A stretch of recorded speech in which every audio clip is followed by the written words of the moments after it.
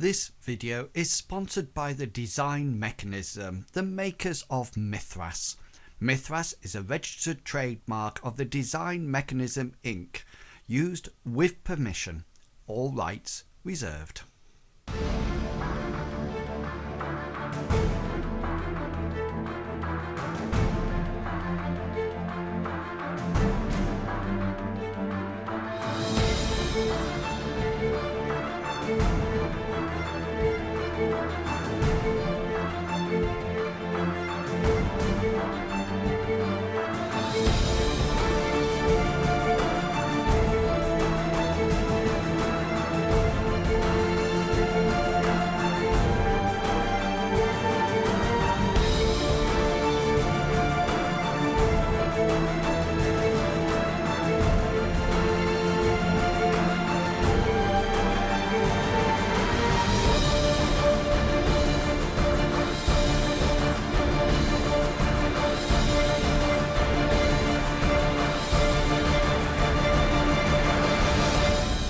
I'm going live this evening. You think nasty? You know, I was watching a D&D game for quite some time, and it was really strange because it was live on Twitch, but they rolled off the stream. Does that make sense? An episode, you pointed this out. And yeah.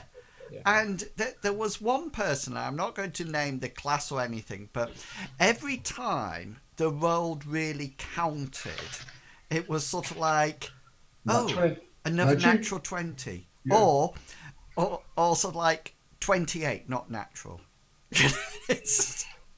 But when anything was just sort of like not important, I've got a 2. I've got a 7. Yeah. And it was, I actually at one point worked out the probability of it happening. You were bored, weren't you? I was. No, he used to have a table of probabilities that he used to have. I had that for, what was that for? Shadowrun. But it was really good because you could sort of like compare to sort of like, to see whether or not the probability of a grunt would actually kill you or things like that. Anyway, hello everyone. Hello and welcome to the I was going to say the bird sanctuary. Yeah. Sorry, I've just got another 5 coming on Wednesday as well. Another 5? Bird. Can I just say that I went to pick up a parcel today from not a penguin. A certain penguin. A certain people who deliver mail, and I'm honestly Did you have your red card? The queue was out the door, and this one person, I just don't think was he fat? I don't think he could have gone any slower. You know, hey, he's going to make this overtime on a Saturday night. paid per hour. It's going to be done paid per hour. It was. Hi, Darth. How you doing? Hi, Darth. Hello, Darth. So anyway, because look, I've got my Eye of the Beholder. Awesome.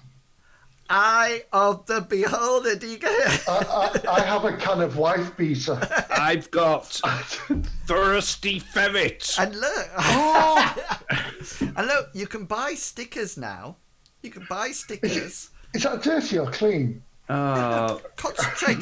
Mr. Pickles has got a healthy drink. I bet it's 0 calories, isn't it? Go on, isn't it? No, it's not healthy. It's trash energy drink and it has 30 calories. I'm trying to do my Merc sale here.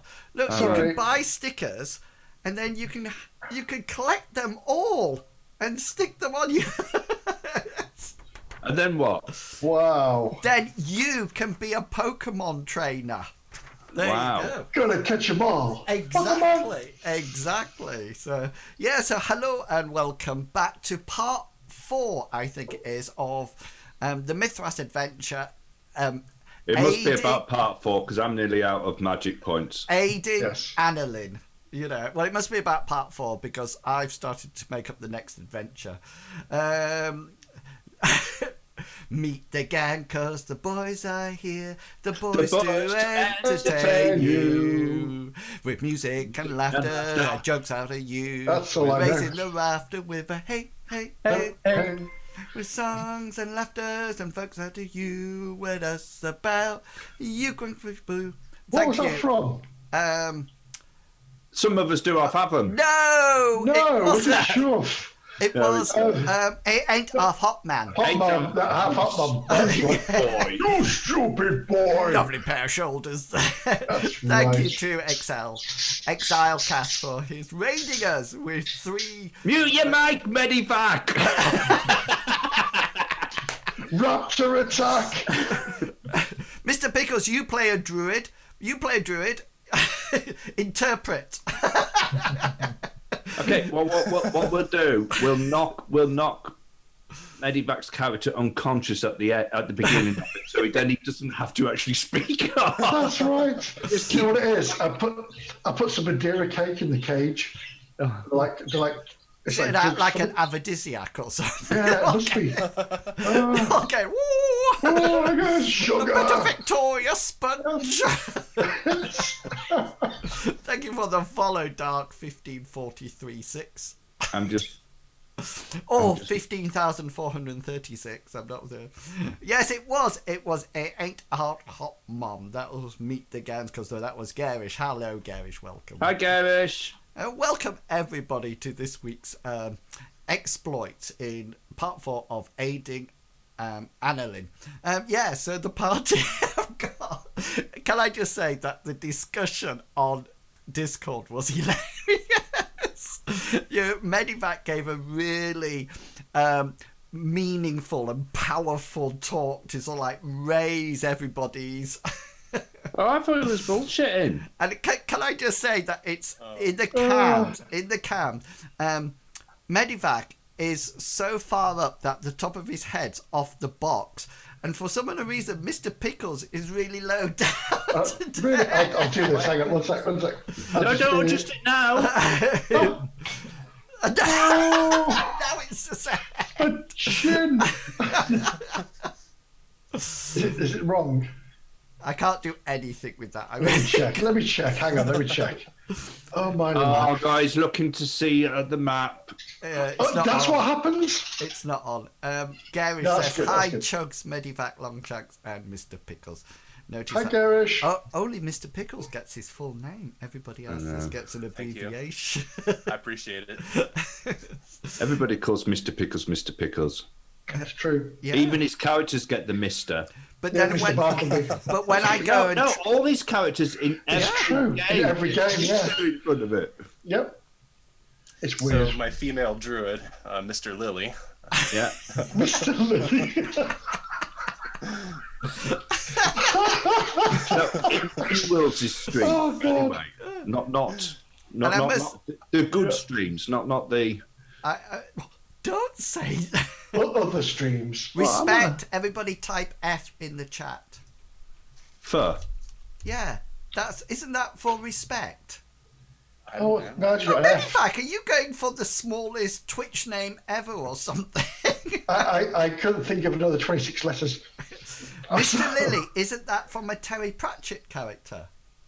I have no idea. Who is Terry Pratchett? No, copyright. Oh, Longshanks comes in with his 30 months Twitch Prime. Thank you, Mr. Longshanks EPG. And You will Well not done. die tonight. and Mr. Chuggerwugger highlighted his F in the stream. To be honest with you, I wanted to. So you're all in the stream watching the map. Well, you said type F in Say. chat. I wanted to name one of your pets, but you've taken. We're saving it up for 20,000 points. I noticed you let your other moderator name a pet, but not me. Press F to pay respects as an action-prompted feature in a quick-time event from the 2014 first-person shooter Call of Duty Advanced Warfare. Upon the release of the game in November 2014, many players of the video game mocked the funeral cutscene for its forced element of interactivity that seemed out of place at the moment. Medivac, mute your mic. Sorry. Anyway, we've got to part 4. It's a really interesting part of the game. I have no idea what's going to happen at all. I am really worried that Hasra is in front of Tiffin. I have Hello, little child. I have no idea what's going to happen. So before we get going, I'll go to let the players introduce themselves and who they are playing tonight. Go for it, Mr. Chuggerwugger. Hi guys, I'm Chuggerwugger. I played the character Gulliver. He is a apprentice sorcerer in the Order of the Kraken. His actual order is the Blue Order. It specializes in spells involving mind communication, transportation, and teleportation.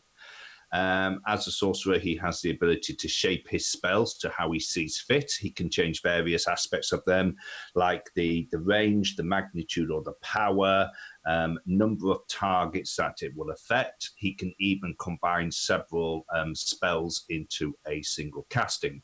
He also has various low-level spells at his command. They're based around the folk magic school in Mythras. Gulliver refers to them as his cantrips.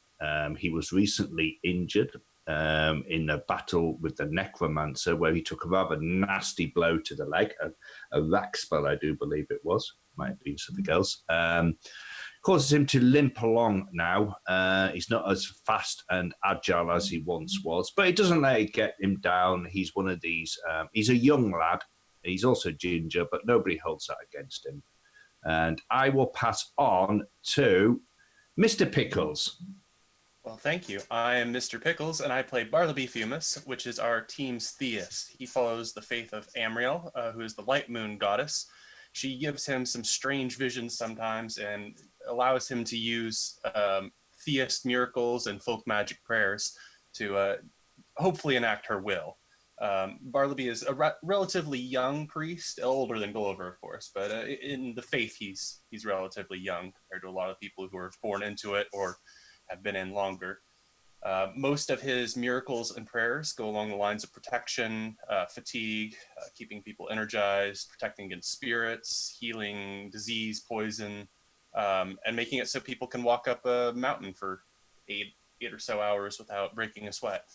He also knows a bit about the history of this area, as some of the characters in this group aren't from this area, so he's our historian. He knows a lot about monsters and monster stories, particularly goblins, and he's growing into some knowledge of how the impoverished areas of the town work in a way where he can not get robbed and killed when he's trying to heal people. And with that, I'm going to pass it on to Longshanks EPG. Here's the microphone. Thank you, Mr. Pickles. Hi guys, I'm Longshanks CPG, and tonight, as always, I play the character Hengist. He is a noble warrior from across the sea, fighting in heavy armor with a sword and shield, and he's recently managed to get himself into the noble classes out of Lindo, where he has quite a nice house, and he's slowly starting to mix with the social circles, but we don't know how well that's going, because he's not very social, as if you've been watching previous episodes, you'll find out. He doesn't pick up on social cues well at all. With a charisma of 4. And with that, I'll pass it over to Medivac. Thank you. I've loaded my mic now. Hi everybody, I'm Medivac and I play Hasra Khan. He's a nomad. He's from the northern steppes of Odess, so he's from this continent. He has lost his tribe as such, so he's fallen down with these chaps in Lindo, and they've formed a lovely group together, and they're solving mysteries and puzzles and helping the righteous and righting wrongs. He's a young chap. He's in his early 20s. He's a short spear and a scimitar. He's kitted out in padded armor, which is like a quilted armor over his whole entire body, including his face. And his left arm is completely black from an accident which happened in his first encounter with this party. And with that, I shall pass on to In Wills. Fantastic. So let's get straight into the action. straight into the action, because the party have been hired by an alchemist called Annalin. And Annalin, the party is aware now that Annalin made up a story. He made up a story that his grandma's house, where he had been living, was attacked by a ferocious beast, and he hired the party to go back and try to get some of his books and maps from the house and hopefully deal with the beast if necessary. He sent along with the party his nasally apprentice, a young girl called Tiffin. And yes, I'm not even going to say that, Garish. I am not. And they've sort of like went back, and when they arrived at Grandma's house, there was various situations that occurred. It appears that Grandma is alive and well, slightly forgetful, slightly violent with a poker, and it was only via Gulliver's playing singing and managing to calm her down and to sort of like get some kind of rapport with her. The party outside got attacked by baboons, which was very strange baboons, and they managed to drive them off. Bartleby did a shock spell that cracked the air, and everyone went running. And meanwhile, Bartleby was in Grandma's house with Tiffin, and suddenly noticed that Tiffin had been stealing a book, to be precise, and a map. They then went outside and met the rest of the party, and there was a note from Annalin that Tiffin had been keeping for all this time, asking them to venture forth into the nearby swamp to collect some bloody milkweed. So this was given, and she produced the map and pointed where it was. Then Gulliver tried to take the map off her. I think both people fumbled with a brawn roll to try to tug it out of each other's hand, and the map ripped. I used a spell, and she tried to grab it out the way, and it ripped. Yeah, and then you teleported. I think that's when you teleported, because summoned, because I think you summoned the other part of the map out of her hands to you. At this point, Gulliver said some things to Tiffin. Tiffin got really sort of like upset, turned round and ran into the forest with Hengist in hot pursuit, as you can see from the map down here. At the same time, Hasra, who Tiffin and Hasra do not get on well together at all. I think there's a mutual hatred between both of them. Tiffin headed off into the forest, and where Hasra was, and Hasra sort of like stepped out into the pathway of Tiffin, who then Tiffin sort of like bumped into or pulled up short. And that's when we left it. So just to recap, Grandma is still in Grandma's house. She is unaware of anything that is going on. She's getting a little bit forgetful. If you remember, when somebody came in, she asked if they wanted tea or something like that. Bartleby has sort of like let Tiffin do this. Gulliver got cross with Bartleby and sort of like said, why have you let him do this, etc., etc. Hengist is running into the forest in hot pursuit of Tiffin, and Hasra, you are stood in front of Tiffin. If you remember, she has still got her arms sort of like crossed over her chest and sort of like backed off a bit. You're not aware of what she's actually carrying, Hasra, or where it's come from. You just see her backing away. So we're going to jump in there, and just to give you the order of events, how it's going to go. Hasra, you'll go first as Tiffin backs off from you. And sure as you've done your whatever you want to do, Hasra, then Hengist, you will appear on the scene, if that makes sense. And then once that's started, then we'll go back to Gulliver telling Bartleby off at Grandma's house. And I'm making a really conscious effort every time I say Grandma's house because why would you call it something else? Why would you? Why would you? Why would we? I must admit, you know, It's out not a of all, hobbit hole, is it? yeah, out of all the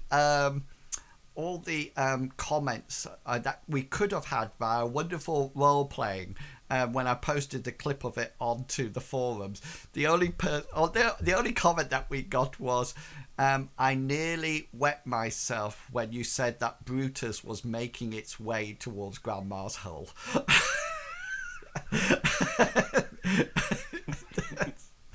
And then that was it. And then I put the clip on. That even if can I just say, if I'm feeling really sad, I actually watched the clip when I say it, and Medivactors loses it. Right, so straight over to you, Hasra. Tiffin sort of like comes out, you step out the bush, she backs up and she's got her arms wrapped around her chest. Just as you do that, just before you do anything, can you please make for me a perception roll?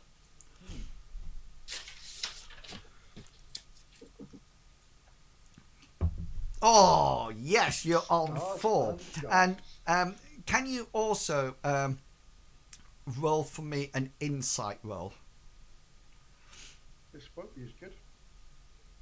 Oh, I will use a point of luck if I can. Yes, you can. As it's near the end now. Yeah. And reverse that, please. Yeah, okay then. So there's 2 things that you notice. The first thing is, via your perception, you notice that she, her eyes are red, and she's obviously been crying as she's been running. Coupled with this is that there's quite a thick green candle sort of like dripping down from one of her nasal holes, and as she sort of like gets there, she goes like that and sort of like snorts it. She did try to grab it with her tongue and slip it into her mouth, but she brings it back up. And the other thing that you notice is, and that this is the insight, is that she seems, and this is quite rare for Hasra to notice this at all, she seems quite upset. She doesn't seem as if she's angry or running away on purpose. She seems almost upset as she backs up, and she sort of like looks up at you, and you can see her red watery eyes and the green candlestick down from her nose. Yeah, what would you like to do? I will look at her and say, "Hello, little rabbit. Where are you going to? You are in my world now, so if you don't want to become my quarry, I would suggest going around." A quaddy? Quarry. Pray. Oh, Pray. right. I thought he said quaddy. But learn to speak the steps. I suggest you turn around and go back the way you came. I don't know why you're running, but we are a group. We should stay together. Now go back. Yeah, roll your influence roll. First of all, banking on the fact that she's scared of me. But let's try that. No. That's going to ruin everything now, because she always had that inbuilt fear of me. Yeah. Could I use a point of luck and reverse that to put it down to a? It wouldn't make a difference. An easy, wouldn't it? It's up to you. It's your decision. Use a point of luck to put it down to an easy, please. Okay then. I should be able to... Hasra's going to have no luck. I was going to say, Baboon attack! No, my view on this is we've had this. She's always been afraid of me, so I expect her to be like, oh, and I do believe that Hasra would have that sort of influence to say. Anyway, go on. It's your game. Is your mic lower today? I did. Do you want me to put it back up again? Yeah, because I keep turning my volume up to hear you, and then all of a sudden Chuggerwugger says something, and then I'm just sort of like... Yeah, sorry. I altered because the birds. The birds. The birds. How's that? Is that better? Yeah, now I can definitely turn my volume down. Down. Sorry. No, it's all right because there's a hard limiter on the stream, so that you can't deafen them. I need to get a mixer to put in between. Oh yeah, that would be cool. Yeah, and you sort of like, she sort of like, you sort of like say it to her, and she sort of like looks up at you quite worried. I just need to roll. Oh my gosh. No, but remember that's bad. Oh, of course. It's not a crit. It would have been nice if it was a crit, but then compared to your 35, it's not that bad. It's not that good. And she sort of like takes a step back, and she sort of like hangs her head, almost like in shame, rather than anything else. And she sort of like thinks for a while, and sort of like slowly turns round, and as she turns round, sort of like bursting through the undergrowth in full sprint, appears Hengist. What would you like to say or do, Hengist? Tiffin's sort of like slowly sort of like nodded at Hasra and sort of like turned around and started to take one step further. Through the undergrowth you arrive. What would you like to do? So Hengist, arriving, skids to a halt and slightly out of breath, says, "Oh, Tiffin, I caught up with you. That's good. Gulliver didn't mean it. I'll have words with him. Let's get back to Grandma's house. We need to stay safe because of the baboons are still around." And as Hengist sort of like does his wonderful speech, and as you're talking and sort of, Gulliver didn't mean it, Tiffin just sort of like walks past you, going back towards Gulliver. You're so Gulliver didn't really mean it. We need to get back, and she just sort of like carries on walking, and you suddenly she starts to go through the undergrowth, and eventually she will arrive back at Gulliver and Bartleby. Hasra and Hengist, what's your plan as she starts to walk back? So Hengist would have turned, and he'd be walking a few paces behind her. Okay. Just keeping an eye out for baboons. I would do the same, purely because I'm more interested to know what's gone on to make her run away. I forget why you were in the forest. I was keeping an eye out for baboons. Oh, because yes. that's what you do. Yes. They're everywhere. Okay then.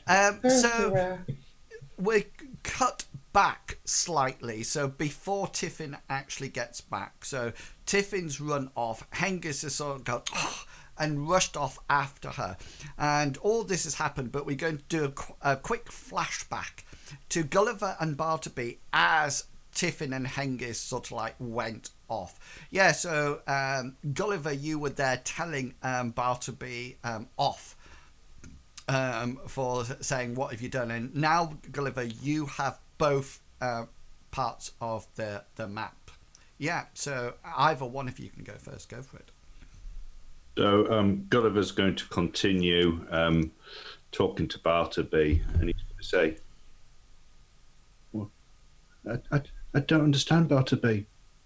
We don't owe Annalin anything. He's lied to us right from the start. And yet, you were quite willing to rob a poor old woman of her belongings. What? For a potion?"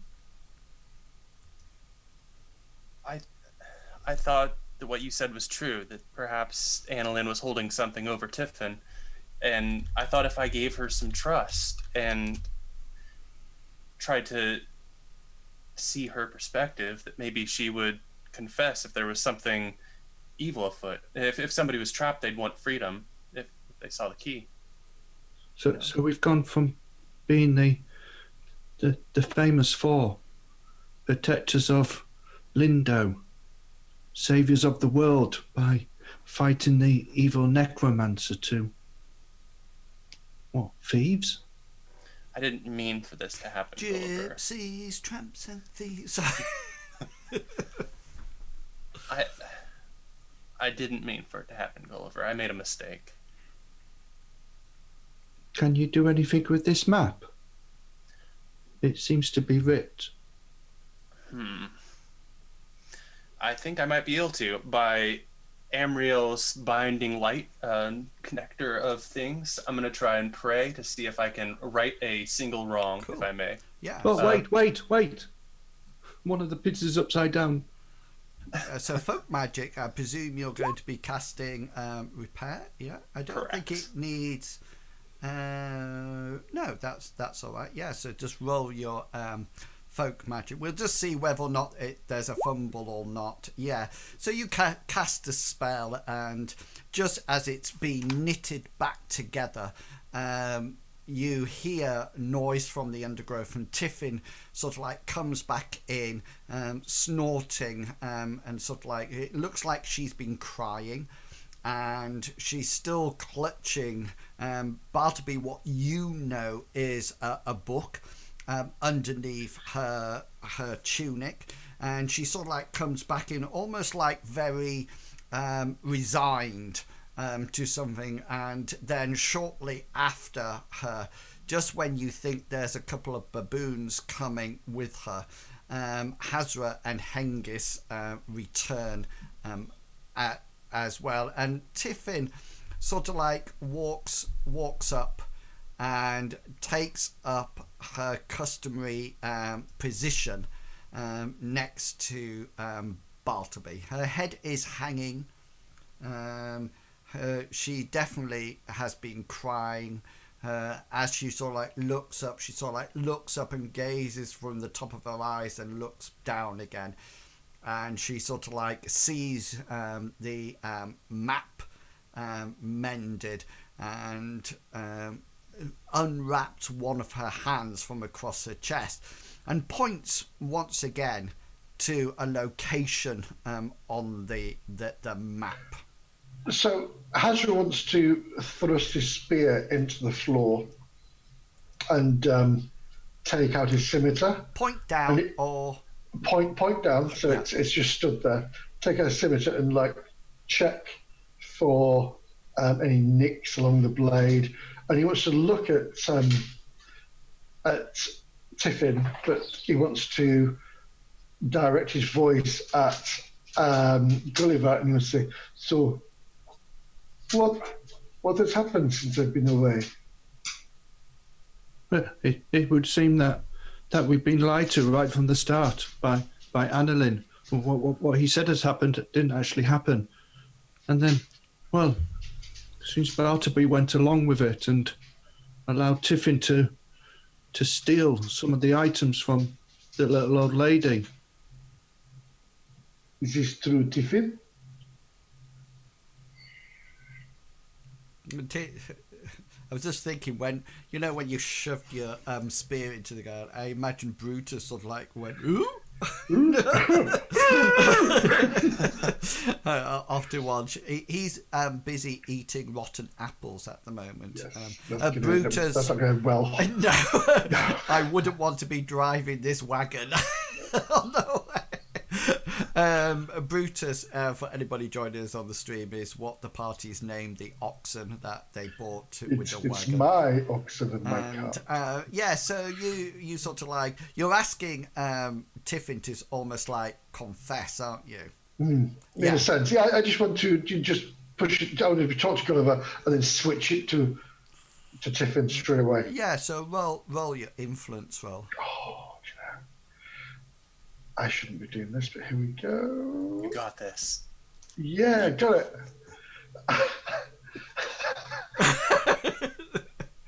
Is this true?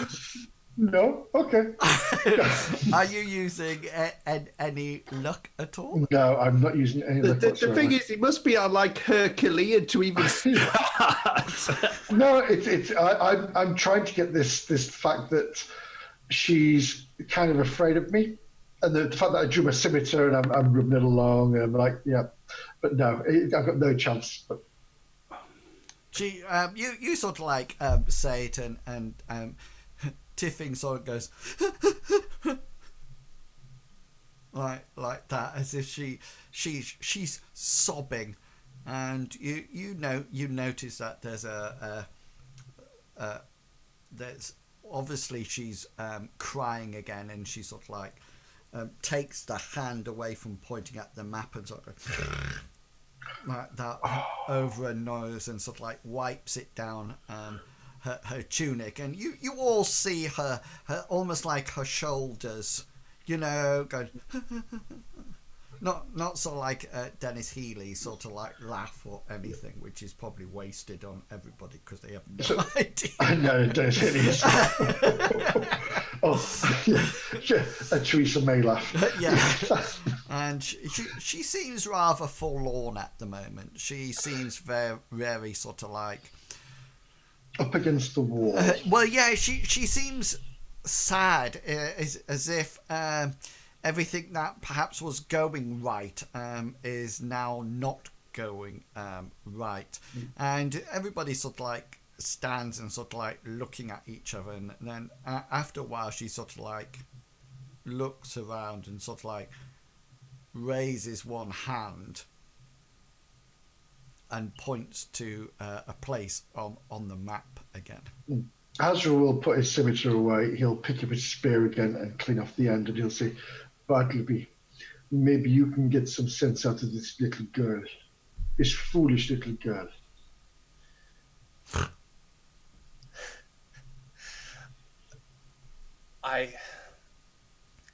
Can I just say that my next adventure was that you were all going to go to an adventurous school, but I just that idea.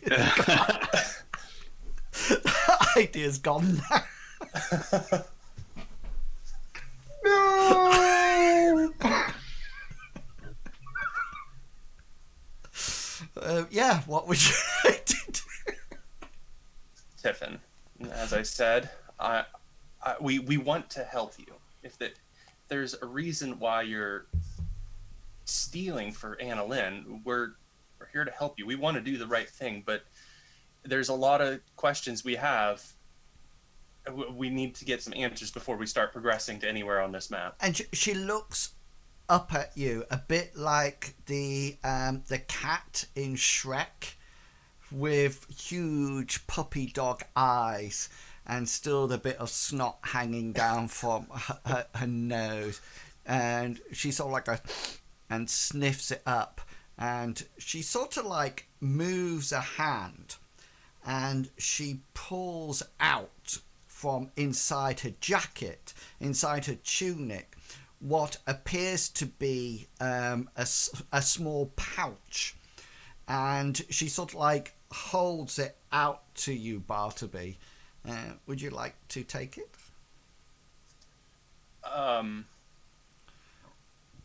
Yes. And she sort of like drops it into your hand, and you feel it sort of like enter your hand, and sort of like the weight of it, and you sort of like do you want to look in it or not? Yes, but I'm going to glance at everybody else first before I do so, in case anybody has any death glares. Yeah, and nobody sort of like, unless anybody wants to death glare. If you want to death glare, do it on stream now. I don't have that skill, so I'm going to no. Yeah, and you sort of like pull open. It's not a very well-made pouch at all. It just seems to be like almost like a big hanky that's been sort of like wrapped around with a piece of twine up at the top. And you open it, and you can see inside there are 5 pieces, silver pieces, and you sort of like start to think for a while, and it looks like Tiffin has been paid. Paid 5 silver coins? Yes. Oh, Tiffin. If you're going to steal, you may as well get paid more than 5 coins. And she sort of like goes, and she says, she just sort of goes, I'm not very good at it.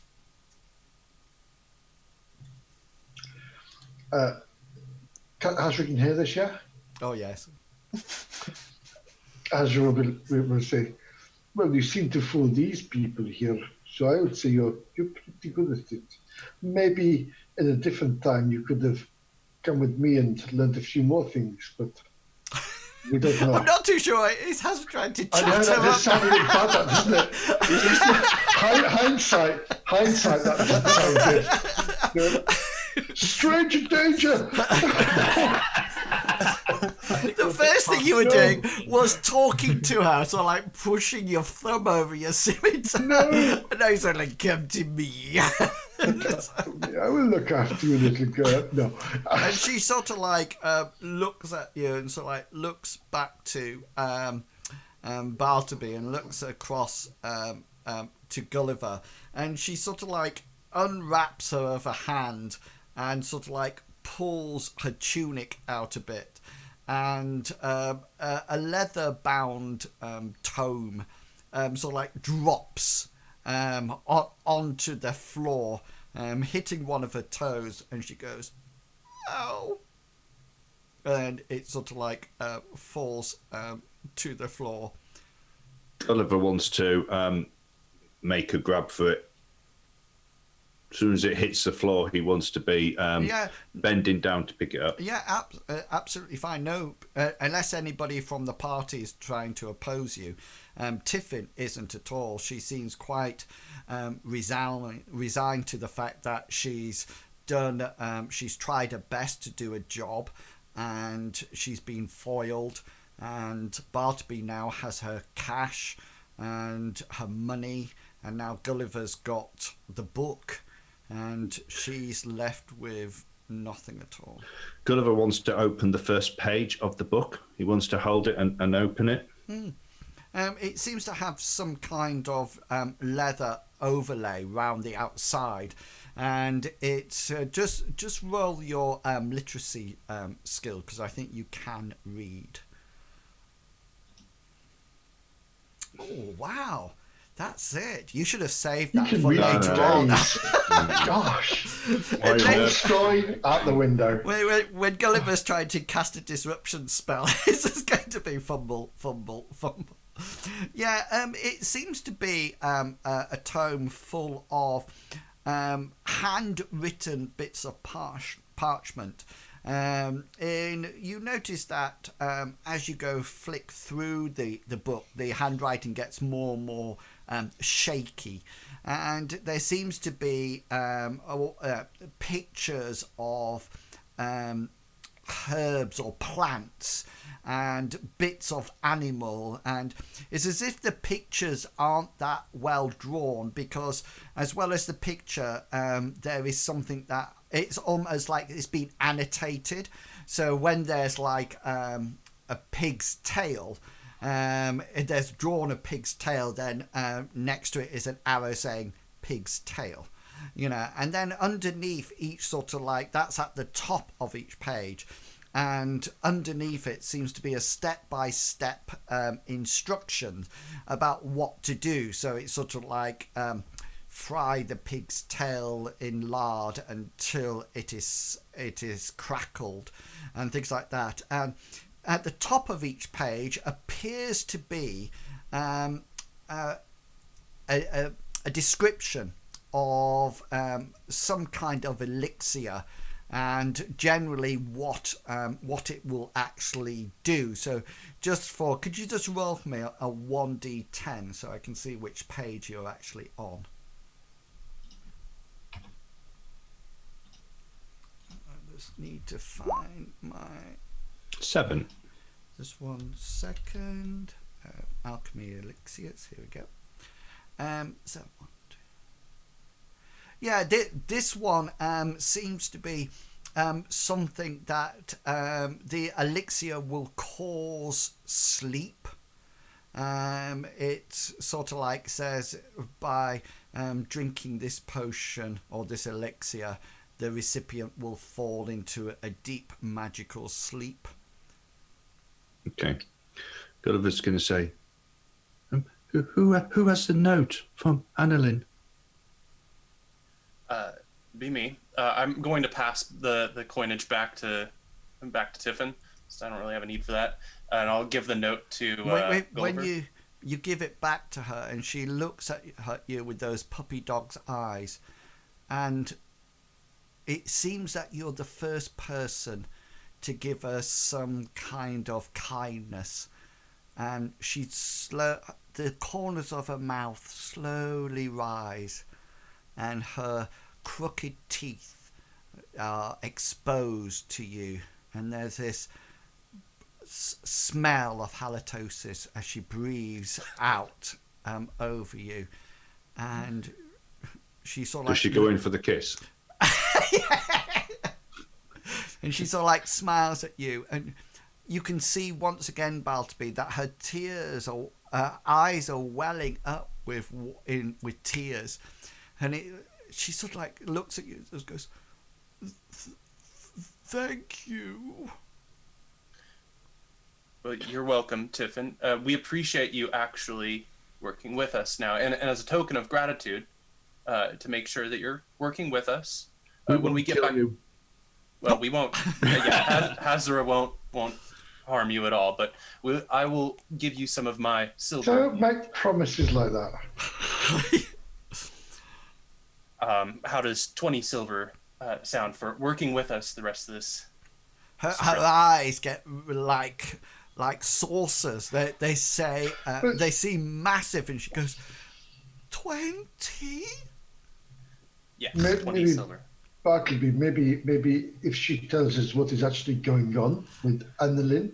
And she sort of like looks at you, and she says, Bartleby, she sort of like says, 20? She says, I'll be good. That's what we hope.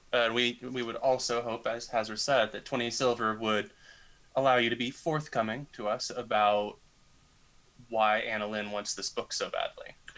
Whilst that's going on, Gulliver wants to compare the handwriting on the note with the handwriting within the book to see whether or not they. Roll your insight skill. Oh! Gonna be 3 next time. Loaded dice. Let's get it to combat. Stop. Roll it on the game, not on the table. Do you know that I feel really bad now for what I said beforehand, because the probability of that coming up is so slight. But anyway, you sort of like compare the handwriting on Annalin's note and the book, and there seems to be no correlation at all between the two. The only thing that you do notice is that the handwriting does deteriorate as it goes through the tome. So nearer as it goes to the back, it slowly gets more and more shaky and off. The letters do not form as well. And Tiffin sort of like looks round and sort of like she sort of like looks at you each, and then sort of like she almost like slumps down on the floor, as if she's resigned to that she's been caught out, and she sort of like tells you in not so many words that Annalin hired her. She's not Annalin's apprentice at all, although she was forced to sort of like play that part. And she sort of like tells you that Annalin had paid her 5 silver pieces to travel with you to Grandma's house and to actually get 2 important items, the book and the map. She was meant to do it totally secretly and then come back with you. However, Baltaby actually saw it and was aware of it, so that plan didn't go according to how she thought it was going to happen. She actually thought she would be going back to Lindo now. She had no idea what Annalin had put on the note. She doesn't have a foggiest idea of it because she can't read. Which you starting to get some idea that she appears not to be an alchemist apprentice, but probably a gutter snipe, some kind of street girl who sort of like picks pockets or steals change from rich merchant and passers-by. It's, you notice that the clothes on closer inspection that she is wearing don't really fit her that well, and she seems to be almost like mutton dressed up as lamb, and she sort of like tells that, and she sort of like puts on the end. She sort of like says, oh, but please don't kill me. Well, we certainly won't kill you, and I'm sure that between all of us, there are other options so that you won't need to go back to working for Annalin. And she sort of like says, but I like working for him. He gives me 5 silver. I mean, I don't think he's going to be well pleased when we return to Lindo without the book, the map, or the weed that he wants. But I agree with this because there's no way we are taking these items from this old lady here who you clearly stole these items from. I have no problem with setting in the righteous path, but you need to learn that you could have died today. I made a promise to the old lady that we would help with the baboons, and I always keep my promise. So we need to work out a way to actually stop their attacks on her cabbage patch. Did you not also say about writing the cabbage patch? Maybe Tiffin here could stay with the old lady and perhaps help her out. Some kind of weird adoption going on. Yeah. Maybe help her out writing and looking after her, because she's from what you've told me, she's not very young. Just a thought for you there, Tiffin. Because if you keep on this path, it is a very dangerous path and can only end one way. She looks at you, Hasra, and says, but I work for him now, and points at Bartleby, who gave her 20 silver pieces. Tiffin, we all work for him and his goddess. I think it's time, Bartleby, that you had a word with the old lady and explained what happened. And Gulliver's going to hold out the book and the map. Cool. I'll take them from you, of course. A nod. I'll come with you for moral support, though. Excellent. There might still be a way that we can maybe turn this round. How do you mean? Well, it's just a map, and it's just a book. I don't know. Maybe we can talk to her, see whether or not she would be willing for us to make copies of the information. After all, it would help Lindo. Copies? How would it help Lindo if we made copies of the book? Well, I don't know much about potions or alchemy apart from what's been said in the guild, but there's various potions that can help people. Surely an alchemist in Lindo, as well as increasing the commerce of the district, would help those less fortunate who couldn't maybe afford to get them from the Order of the Kraken. Oh, that's not a bad idea, Gulliver. I was just going to go in and tell the truth. The whole That, truth and nothing but the We truth. we are telling the truth, Bartleby. I was going to say that my ward accidentally stole these items, and that I'm here to return them. I don't think you can accidentally steal something.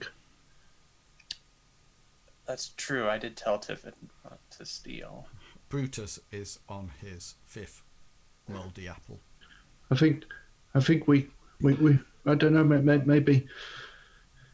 maybe the old lady needs something. I mean, we're going to help with the baboon. Surely that must put us, but you know, in a certain amount of good standing. Maybe she needs something else. Maybe she needs something gathering, or retrieving, or I don't know. Maybe talk to her, Bartleby. Let's go then, Gulliver. Don't be discussing it with me. While that's happening, Hasra will start kicking away the mouldy apples away from Brutus. And Brutus all goes, Bad Brutus. yes, I Gulliver. So as Gulliver's going to start heading over to the Grandma's old house. lady's house. Yeah. Yeah. Okay, hang on. As you're going over there, is Bartleby going with Gulliver? Yes, but saying to Hengist as he's going, can you keep an eye on Tiffin? Right, that was my other question. So Hang on, isn't Tiffin going as well? I think he's taking Tiffin to Grandma's house to explain that's to say sorry. Yeah, no, that's why I was. I Well, was if hoping you to avoid. accidentally eat something, that's kind of stealing. Exactly why I brought it up with Brutus eating mouldy apples. So okay then. So is Tiffin going with Bartleby and Gulliver to Grandma's house? And my other question is, who actually has the book and the map? Because The book and the map is currently being held by Bartleby, who took it off him just before Gulliver did it. Yeah, so I knew Bartleby had the map because he mended it, but Gulliver was looking through the tome, and so you're giving that back to Bartleby. So Bartleby, Yes, giving it back already. Yeah. yeah, Bartleby has both the map and the book. Where is Tiffin being ordered to stay? I thought that it'd be good for her not to say anything that would make things worse. Don't you think she needs to apologize to the old lady? I'll look to Tiffin and say, would you apologize to her? She sort of like goes, That's sort of what I assumed. Get her to help clear up the apples off the floor. Get her to stack them in a pile in the middle here. Maybe we can lure the baboons into coming for them. That's not a bad idea. It's a good idea, Gulliver. Let's just get these products moving here. Let's get the book onto the shelf. Can I ask a out of character question? of course you can. Is this gap here? Sorry, where? Show me the gap. Oh, yeah. Sorry. Let me just reveal the rest of that bit so you can see it. Does that help? Is there a sign that says gap closed? Oh, because I thought it was all sort of like one building right the way across. Well, you don't know because Bartleby has been down. Yeah, he's been down those stairs. Yeah. Yeah, and that was the doorway that he thought could have actually gone out because that was closed when you originally went in, and that could have gone over to this place. Yeah. Nobody's been in here or anything since you arrived. There seems to be an open gap seems to have one. If you remember, it's got one of those doors that are long planks of wood with a little latch on it. Okay, so once we go up to the door, Gulliver's going to knock 3 times on it, because that's what he had agreed with the old lady, to let her know that it was him coming back in. Yeah, and you sort of like hear, and she says, "Come in." Gulliver's just going to look over at Bartleby and smile. Smile back and look at the door. Say, and I guess I'll go first.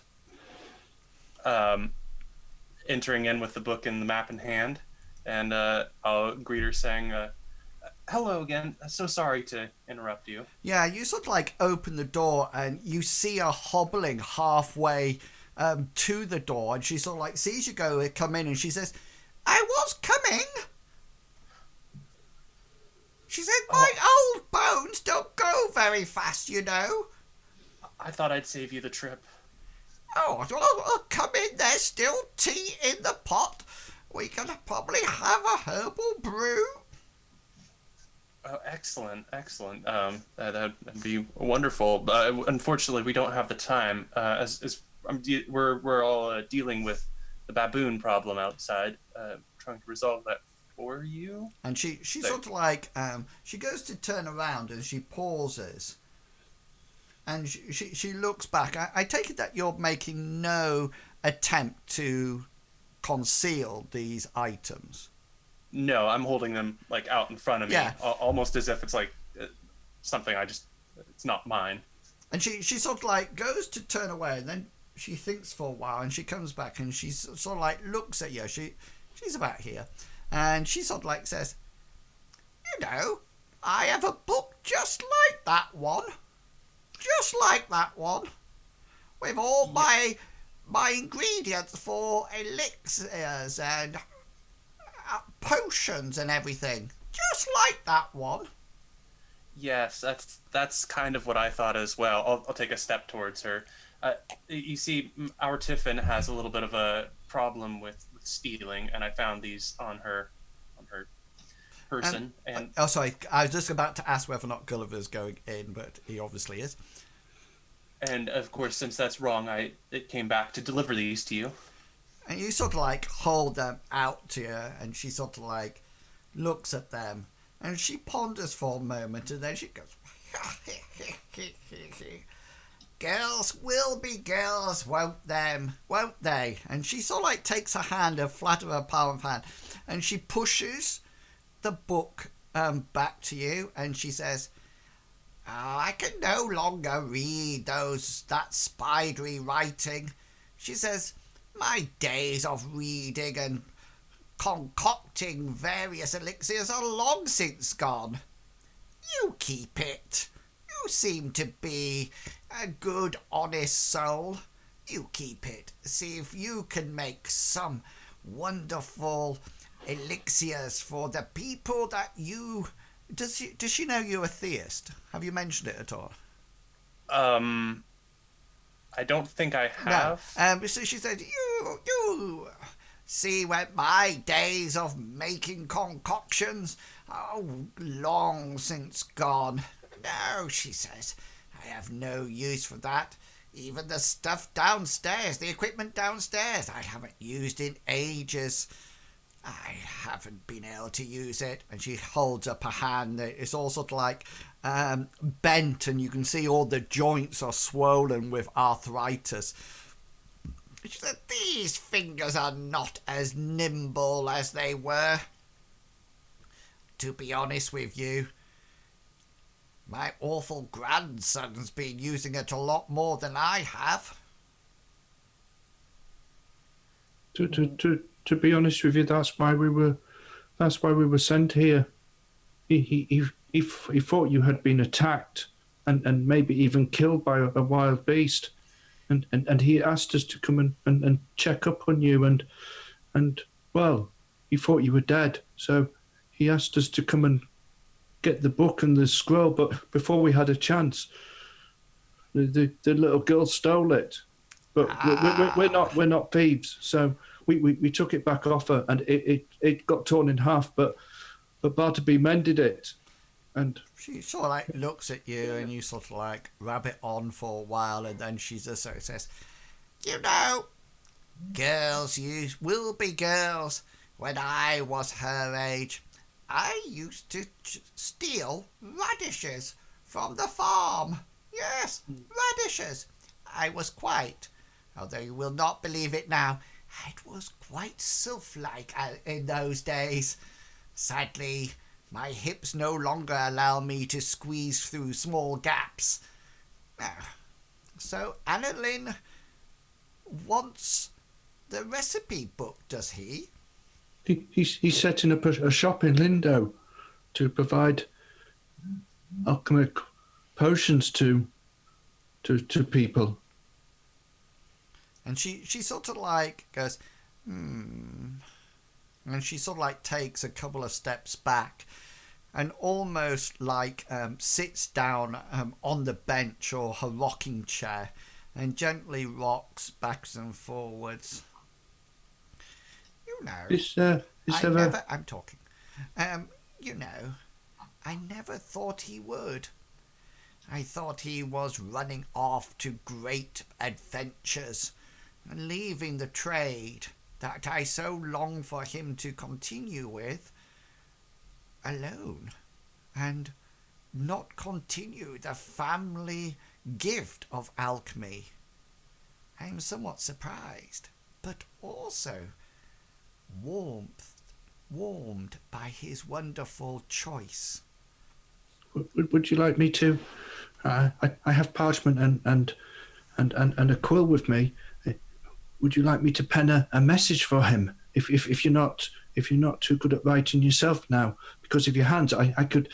It'll give me a chance to practice my penmanship, and I could write down what you want to say to him, and we could return it with the book and the map.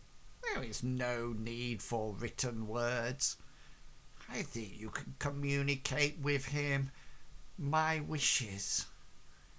Just say to him, "Thank you," and "I love you." Is there anything else we could do for you apart from trying to get rid of these baboons? You are a long way away from, well, Lindo. Well, my vegetable garden is completely and utterly trashed. I have no idea. How could you deal with the baboons? I don't know. We thought maybe we could maybe lay in wait for them next time they turned up and I don't know, maybe kill them. Kill them? I know that they are quite troublesome at times, but I don't think it's right to murder them. Well, maybe we could try to drive them away from the area. I don't know. I don't know much about baboons, I'm afraid. I do not know. It seems very strange that they are hanging around here. It's never happened before. I am somewhat puzzled. When did they actually turn up? Some days ago. Ruined my vegetable patch completely. Was there anything else that happened around that time that you can think of? Was there a storm? What was there?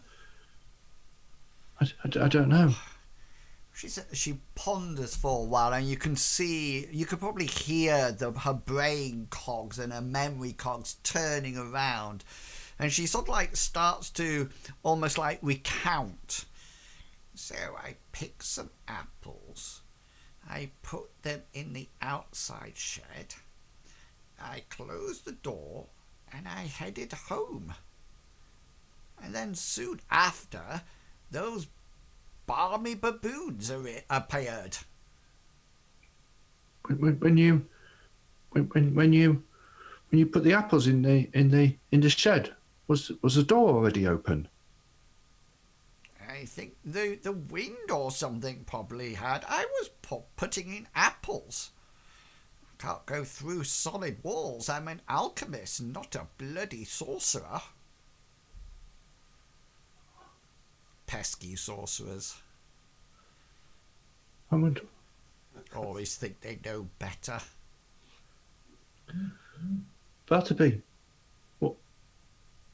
Maybe one of them's trapped in the shed, and they're just maybe a baby went in, a baby baboon.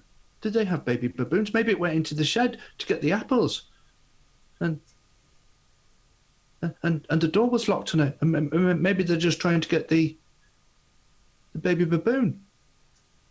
Well, it's worth a check. And if we can solve the problem that easily, then we may as well try. Gulliver's going to head out. He's almost like going to move as fast as almost like a little skippy run over to the other. Which is very hard with your gippy leg. Well, that's why it's sort of like because his other leg doesn't go as well. It's Hengist, you sort of like like look. a skip. You look across and you see sort of like Gulliver sort of like doing this sort of like higgledy-piggledy run, and you both sort of like have quite a. He seems to be purposeful going towards the door, but you have a quick little giggle at him, and Hengist sort of like mimics him for a while as it goes down. Bartleby, what's your plan going to be? I'm going to be a little bit more polite and excuse myself and Gulliver. Tell her that we'll be looking in on this problem and have a wonderful day. And then I'll exit myself. You taking the book and the scroll, the map with you? Yes, I suppose I am. So you sort of like do that, and Gulliver lollops across to the door. Yeah. When he gets to the door, he wants to. Is it just like a latch on it? Yeah, it's just So like he wants to lift it, but it pushes in. No, you push the latch down, and it opens inwards. Okay, so he wants to stand at the left-hand side of the door, push the latch down, and then push it so that he's not blocking the doorway. Yeah, and you sort of like look in, and you sort of like push it open, and there's the smell of ripe apples, not mouldy, quite nice ones. Yeah, and something sort of like you notice that something is curled up down in one corner in between the two barrels. So I was trying to point, but I was on reveal still. Just down here. It's something quite small. Roll a perception check for me, please.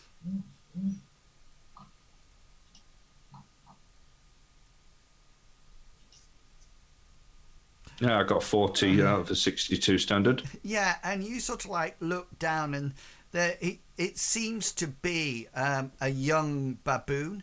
It's curled up almost like in the fetal position. You see from out here that it appears to be breathing, but it also seems to be quite stressed at the moment. Has it got its eyes open, can I say? Not from this distance. It's sort of like all curled up like this. Gulliver's going to... And just to let you know, Bartleby, you now arrive across, because you will have moved across during that part. Has Gulliver pointed out the baboon to me, or? Well, as he hears Bartleby coming up behind him, he'll turn around and say, Bartleby, I was right. There's like a baby in there. It's curled up. It looks to be alive. Well, I guess one of us should go in. Don't startle it. I thought maybe I could whistle to see whether or not it wakes up. That's fair. There'd be more pizzazz to that. Was that the whistle? Yeah, I've got dry lips. You got, and let me see.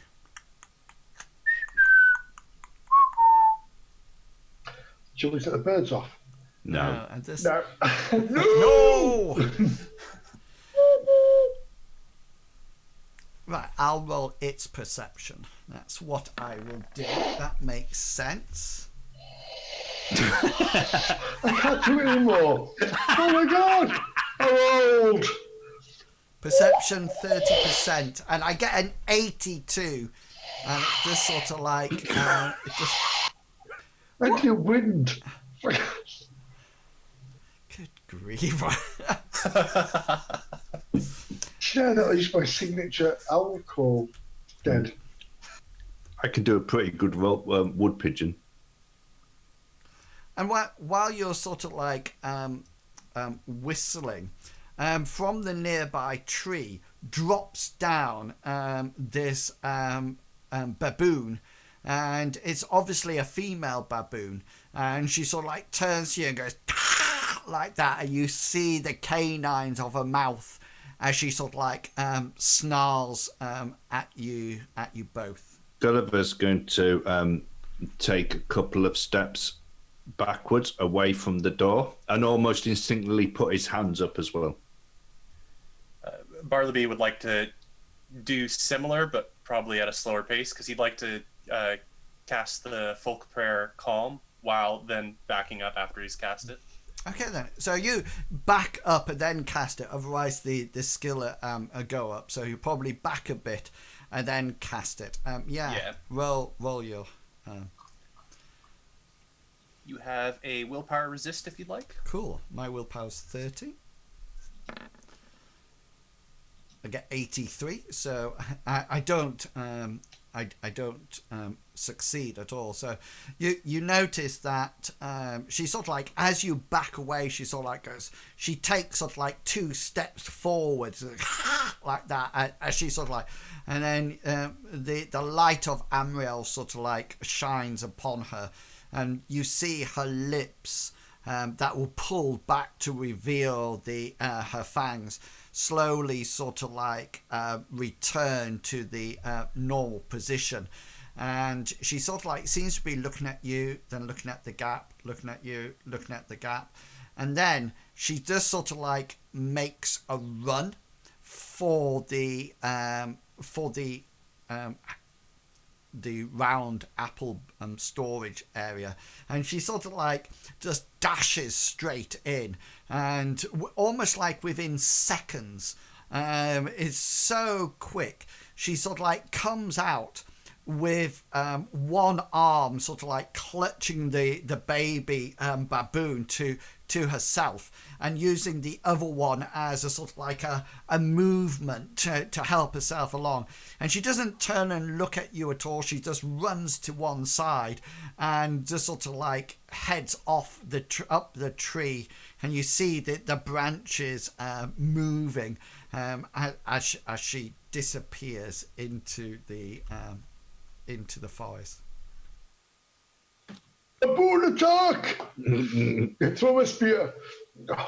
Well, once she's gone, Gulliver's sort of like going to gingerly walk back up to the door and sort of like poke his head round and have a scan to make sure that there's nothing else in. Yeah, you sort of like look round. There's definitely quite a nice smell of apples in here, but apart from that, every crates and things like that are quite normal. There doesn't seem to be anything in it or anything like that. I think that might be the end to the baboon problem, Bartleby. I think it was just... I think the baby just got trapped inside by accident. I don't think the old lady did it on purpose, and they were just trying to get it back. That's very genius of you, Gulliver. I think you prevented a lot of bloodshed today. Does that mean I don't have to do the cabbage patch? Will somebody else do that? Cabbage patch? The fixing up the garden? Yes. Oh, well, so I can do that. It's simple garden work. Go for it.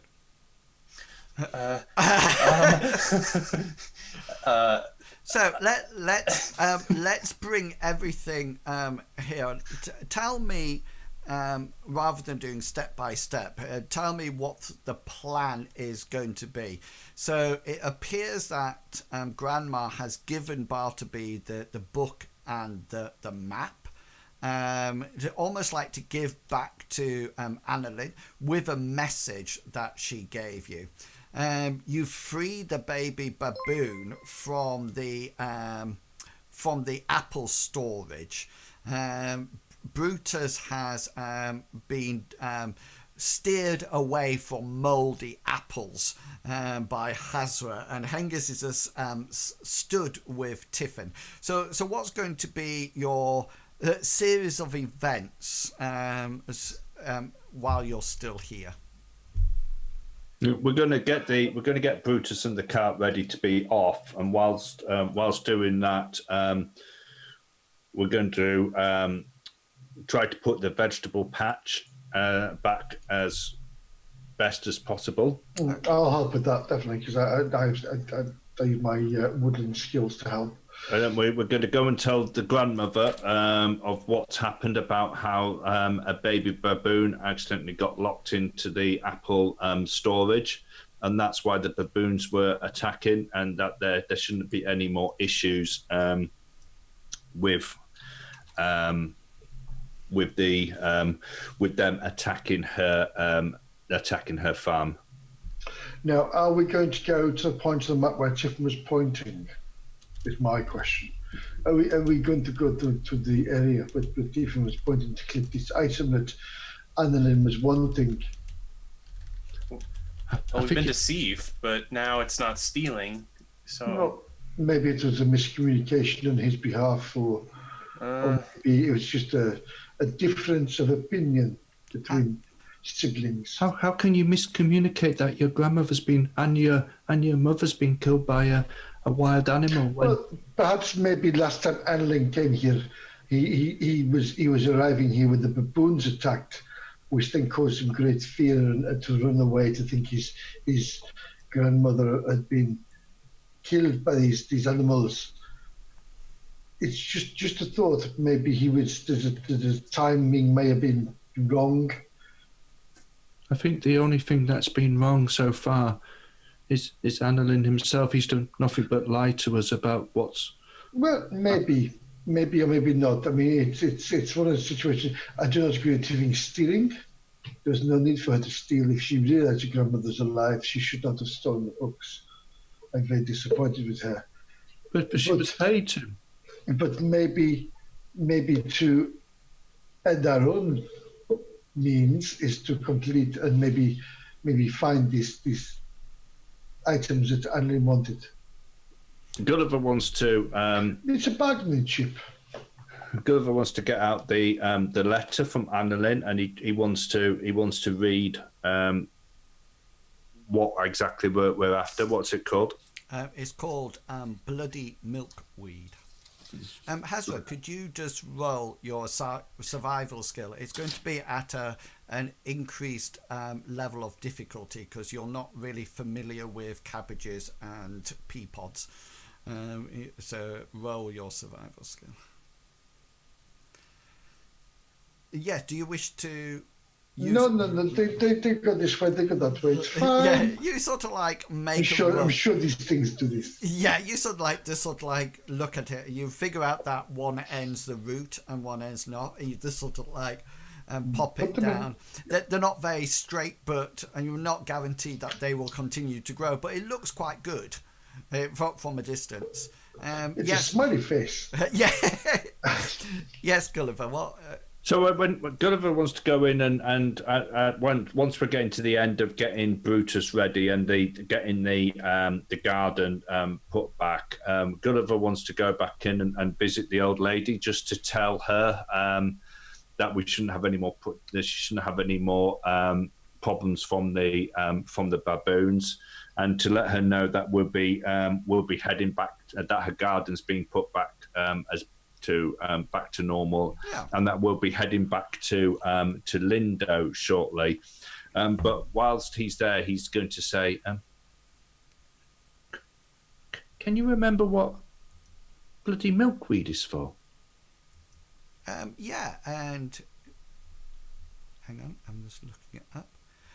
Yeah, she thinks for a while, and sort of like ponders the thought, as if literally as if she's sort of like trying to dredge that memory from deep within her head, and then she sort of like goes and gives a little chortle to herself, and she sort of like leans in close to you, Gulliver, and says,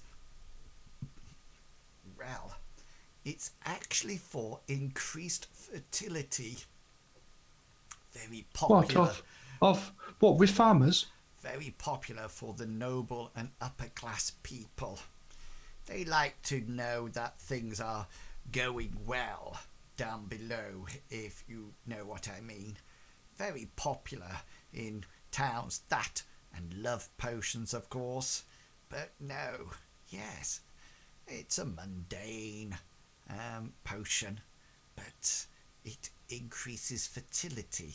You know, your chance for having offspring. What does it look like? And she sort of like says, now then, she said, milkweed is white, dark green leaves, and within each patch of milkweed there is something that looks like blood has been splattered on it, and this is the rare and often needed bloody milkweed. Is there anything? Is there a special way to collect it or anything, or can it just be pulled up out the ground like a flower? You should now be able to see an image of it. Oh yes, yeah. Oh my Yeah. garden. Yeah, so the all the white bit is, the whole plant is milkweed, but you can see every now and again there's some red spots on the white flowers, and that is the bloody milkweed, and it grows in a patch like that, so it won't be everything. Mm. Yeah, sorry, what was your question? That was it. Yeah. No, the question was: is there any special way to collect it, or is it just pulled up out of the ground? She says it's best to cut off the flowers. You don't want to ruin the whole plant. Just cut off the flowers. Okay. Well, thank you very much for your help, and we hope that there's no more problems with the baboons. As I say, it was because there was a little one trapped in the apple storage. That's why they were attacking. And she sort of like says, "Oh, the poor little thing." And she sort of like looks at you. She says, "Don't forget to give the message to my grandson." I won't forget. Okay, so just before we go for our break, you at that point you were discussing whether or not you want to go back to Lindo, or whether or not you want to go in search of the bloody milkweed as instructed from Annalin's note. Sorry, I was going to say lecture, but I mean note or letter. So when we come back after the break, that will be the first thing to be resolved. It's about mid-afternoon, so you've got some time before night falls, and you need to be camping down, preferably with Bartleby close at hand, ready to do his spell, so you get a sleepless night. So when we come back, we will talk straight away about that and see in which direction the party is going to go. So we're going to take a quick 10 minutes break. It's 34 minutes past the hour, so we'll be back in 10 minutes, so at 44 minutes past the hour. So please do go away, have a drink, have a stretch of your legs, and we will see you in 10. See you soon. Be right back.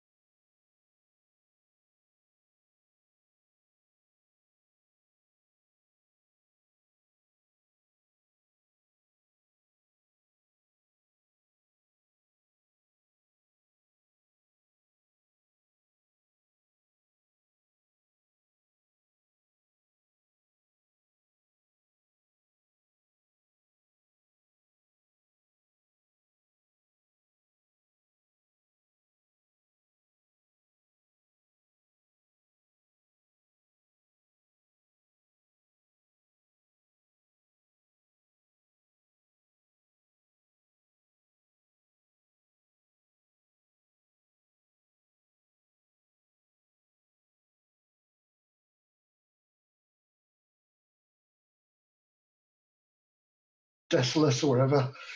And we'd get up at 6 a.m. in the morning, and we'd get there, and they're killed by PKers outside the fucking tunnel entrance. Yeah. It's Do you remember awful. that? Do you remember that? I think I actually He was the PKer.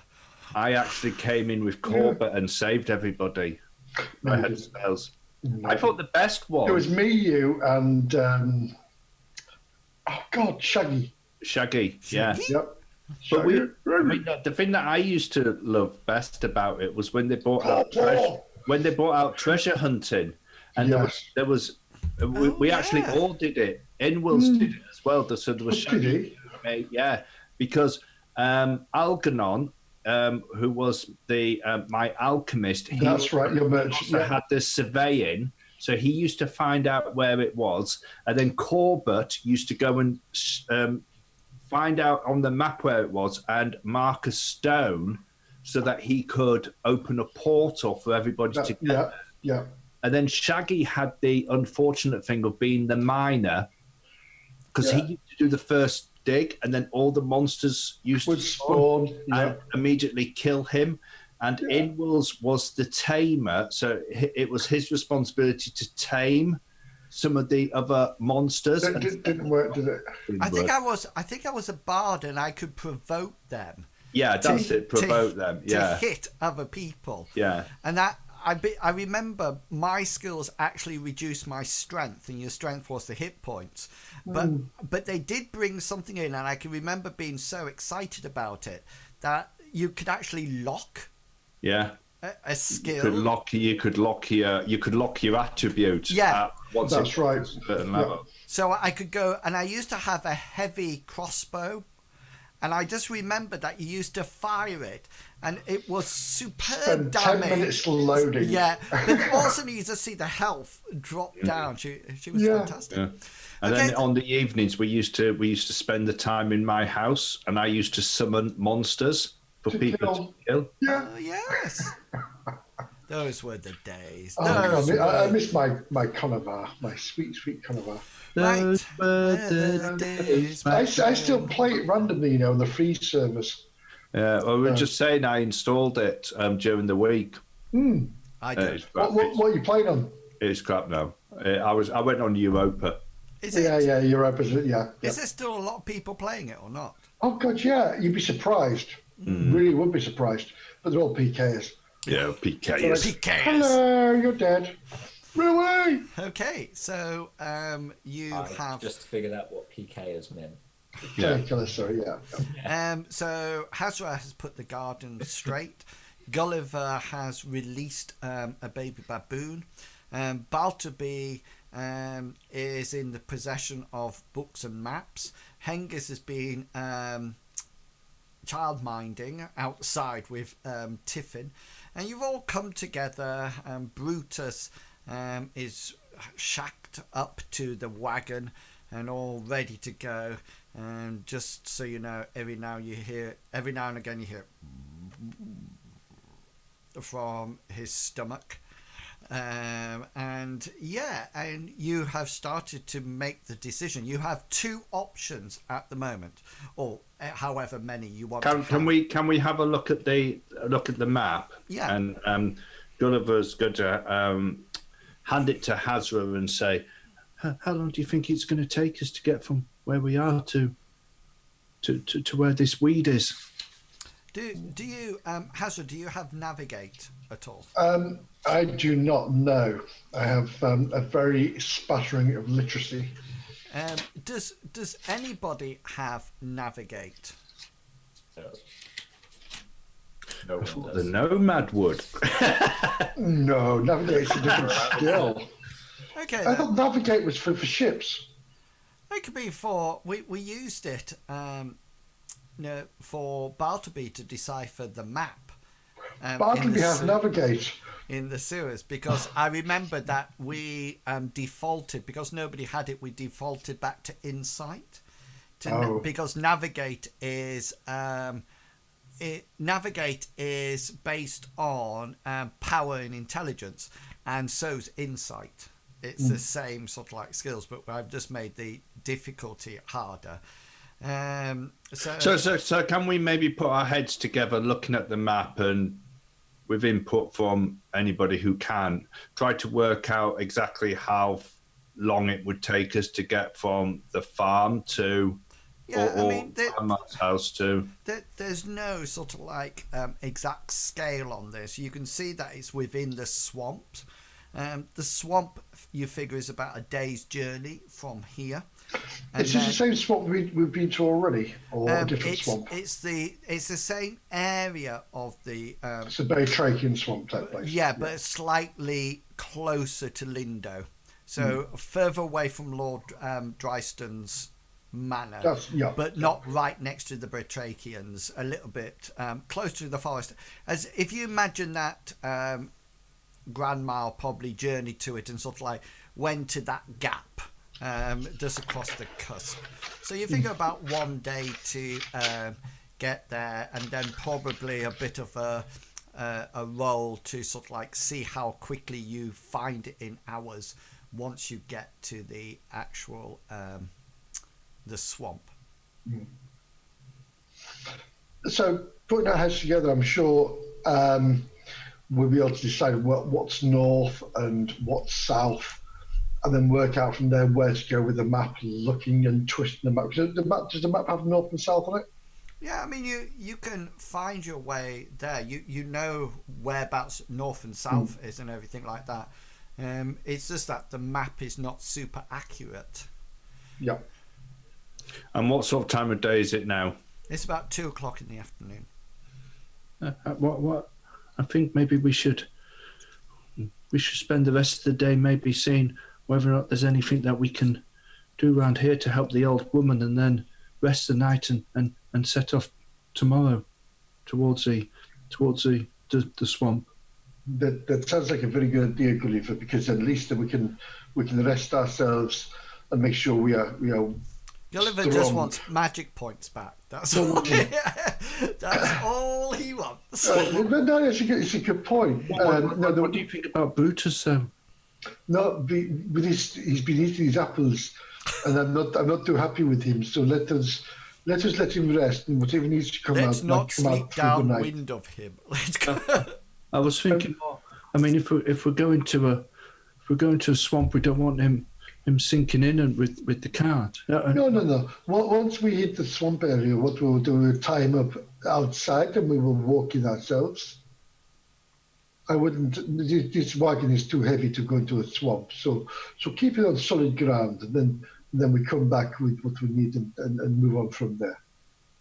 Okay, so you decide whereabouts you're going to sleep not in Grandma's house, but you can sleep out and about or in the cider path. You notice, Bartleby, that any time you want something or need something, Tiffin sort of like jumps to your feet to sort of like go in and get it for you, as if you are now her employer.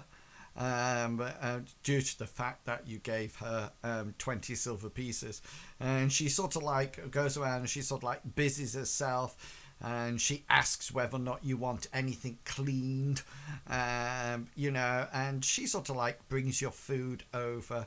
The night passes quite uneventfully. There's no sign of baboons or anything that attacks Grandma's house or the surrounding area. If anything, the forest is quite serene and quite peaceful. And even as you take your watch in the middle of the night, Bartleby, you can see from this almost like glade in the forest that Amriel's very full and very bright in the night sky. And you get that feeling that you have done something good, and she is smiling down on you as one of her theists, and you get that nice warm feeling, that basking in her radiant glory. And everybody sort of like wakes up the next morning or after their watches. If you had lost any magic points, then those will be back. Also, if you had any fatigue level If you're taking anything from that, then that has been refreshed. And after a brief breakfast of sorts, Grandma comes out and gives you some apples, and sort of like says, don't forget to tell Annalin the message. And you head off to the east, as if you're going to the swamp areas, the eastern road out here. And I think, Gulliver, you're driving, aren't you? He is indeed. Yeah. So he'll once everybody's ready to go, he will make his he will get Brutus on the way by saying, let's go, boy, and he'll tap the reins to move him. I thought, I saw that at the corner of my eyes and I thought it was a 3. but then when I put my varifocals in, I could see it was an 8. And Hasra, you're normally scouting out ahead. Are you going to do? I am indeed. Yeah. Yes, I was doing exactly the same. It's a standard pattern for us. I will go ahead. Yeah, so just roll your perception for me. And what about Hengist and Bartleby? Bartleby and Tiffin normally rides on the cart and Bartleby, you're normally in the back, I think. Correct. And Hengist will be walking alongside the cart for as long as the path is wide enough, and if it gets too narrow, he'll drop behind. Yeah, and Tiffin starts off. Thank you for that, Hasra. Tiffin starts off next to you, Gulliver, but after there's a sort of like a sound from Brutus, and as the mouldy apples pass through his digestive system, and this sort of like earthy smell comes up from his rear end, and Tiffin sort of like looks at you, Gulliver, and frowns, and slowly sort of like moves back to sit with Bartleby in the back of the wagon.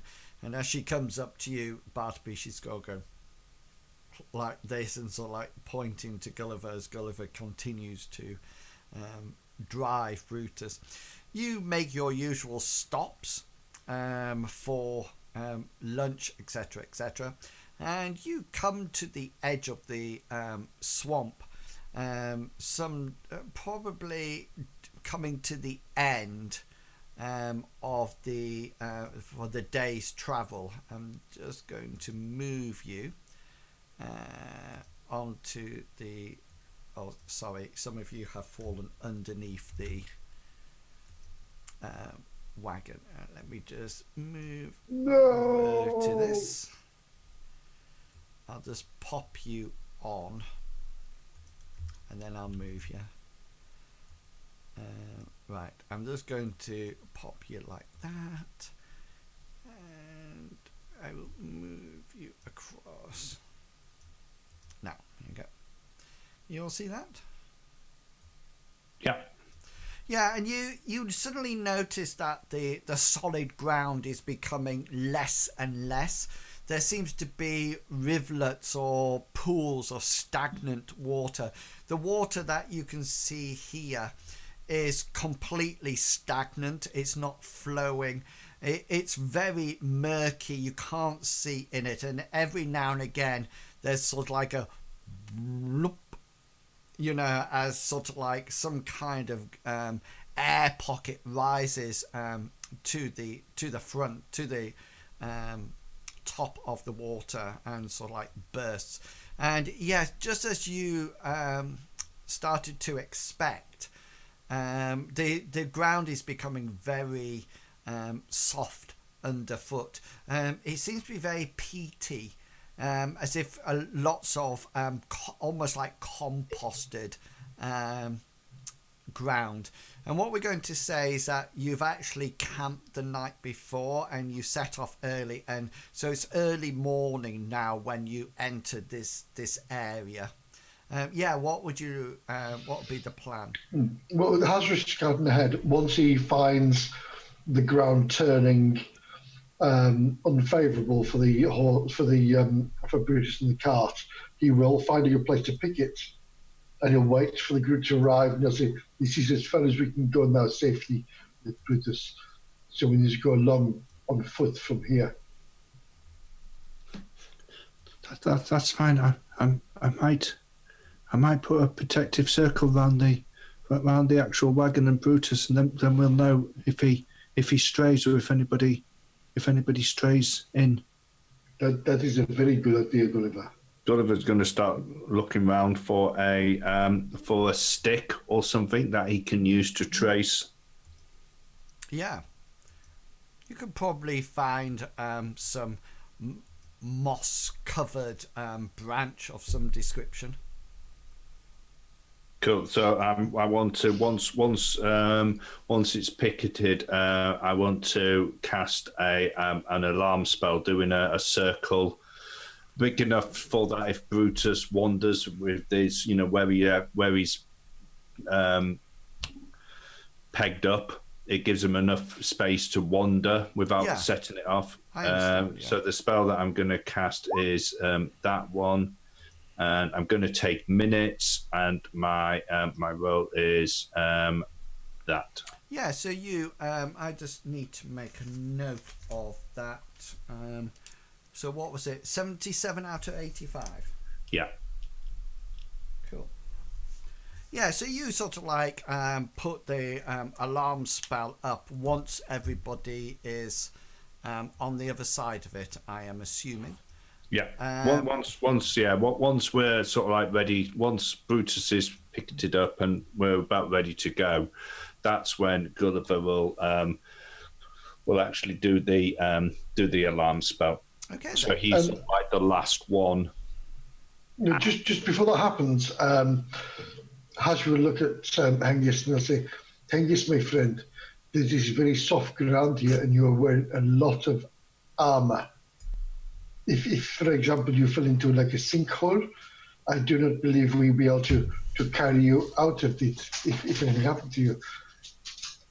Do you want to trust us, or would you like to maybe remove a couple of pieces of your heavy metal just to be safe?" I don't go. You should know that. I know. I'm thinking of you, Hengist, because you are very, very heavy. But if you are happy, I'm happy. That is all that matters. I just felt that I should tell you these things because I will walk where you walk, Hasra. So I'm very light, Hengist. I'm very light, Hengist. If I walk in somewhere that's very, very deep and sodden, I may walk over it, but you may go bloop. You know, it's. He will do what, sorry? He will do what? Go bloop.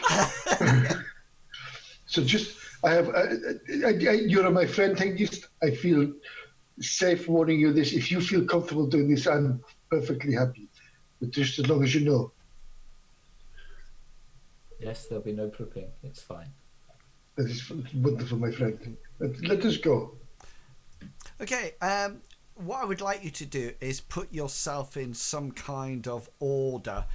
How you're walking through the swamp.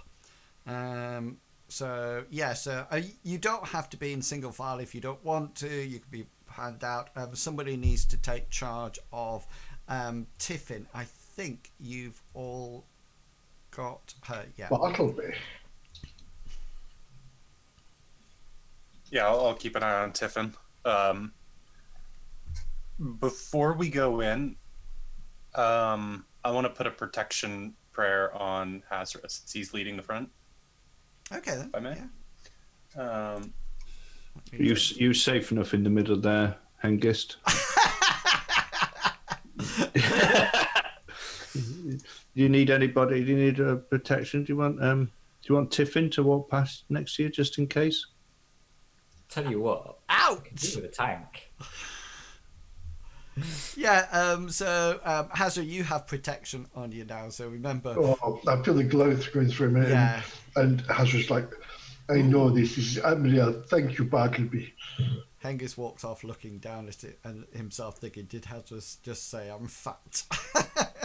You are very heavy, Hengist. You're very big boned.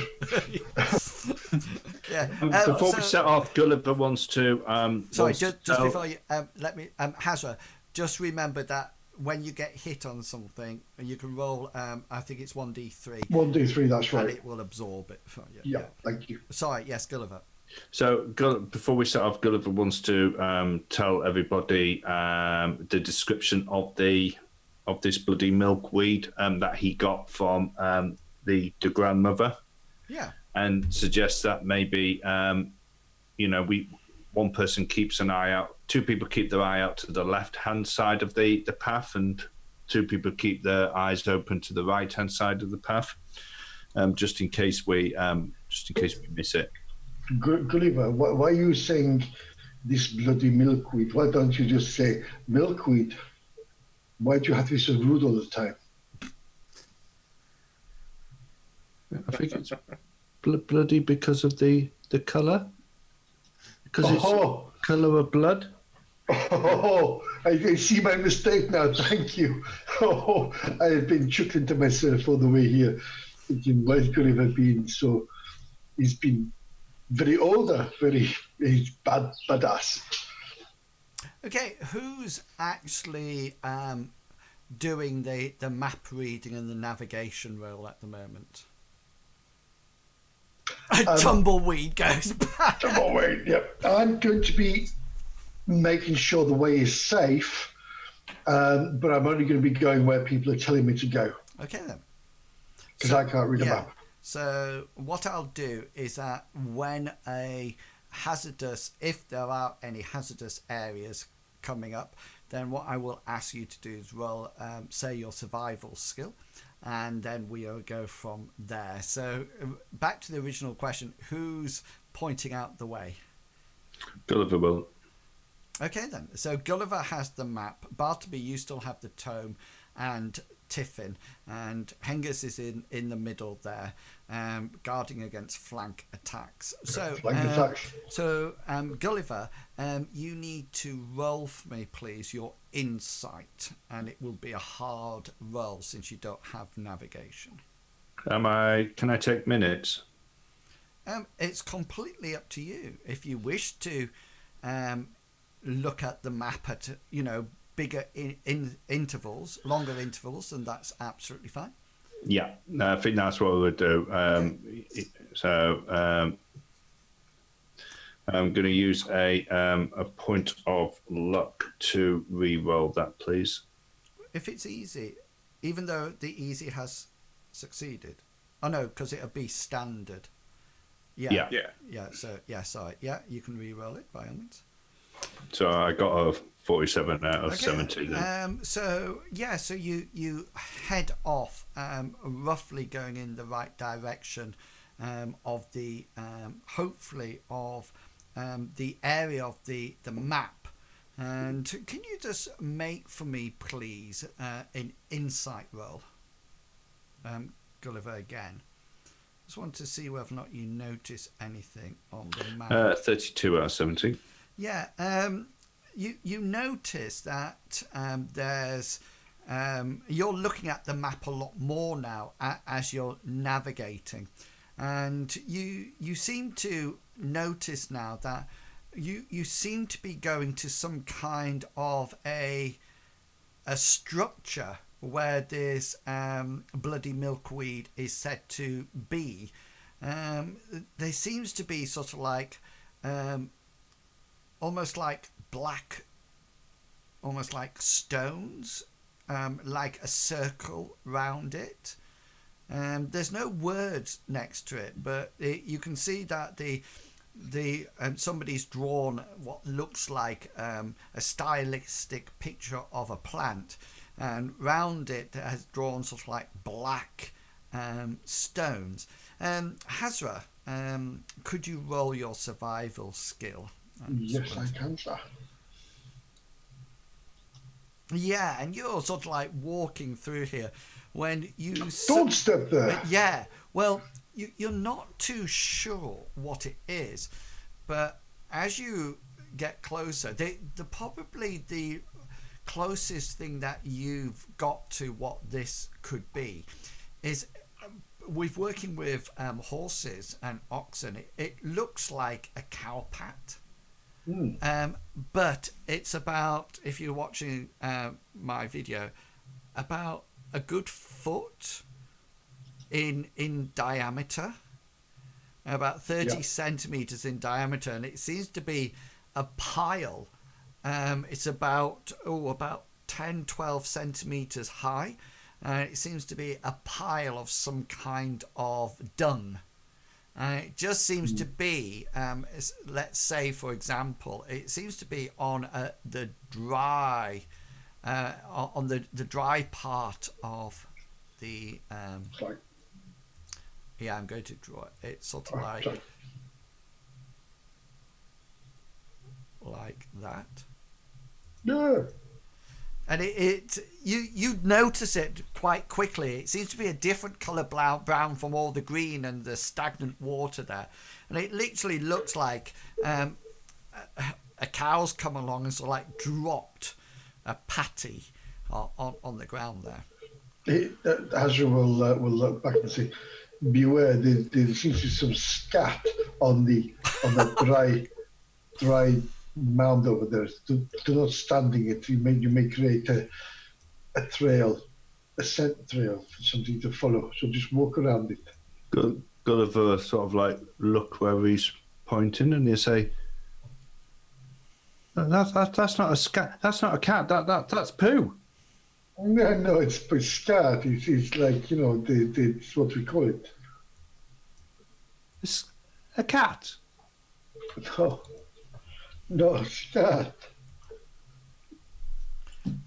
You sort of like have this conversation as you busily walk past it, and as you're getting almost like deeper into the swamp, Hasra, you notice something up ahead. It seems to be some kind of wooden post. It's cuboid in shape, and it's tilting over to one side, if that makes sense. Just out of interest, while he's walking away from this poop, could I make a tracking skill to see if I can see any footfall of anything around there? Yes, by all means. I should have said this earlier, sorry. Yeah, no, I mean, the ground is not really suitable for that, but you don't see anything. There's no sort of like big dinosaur prints or anything like that. And you can see what appears to be something slightly ahead of you. And from a distance, you should be able to see it now. Oh.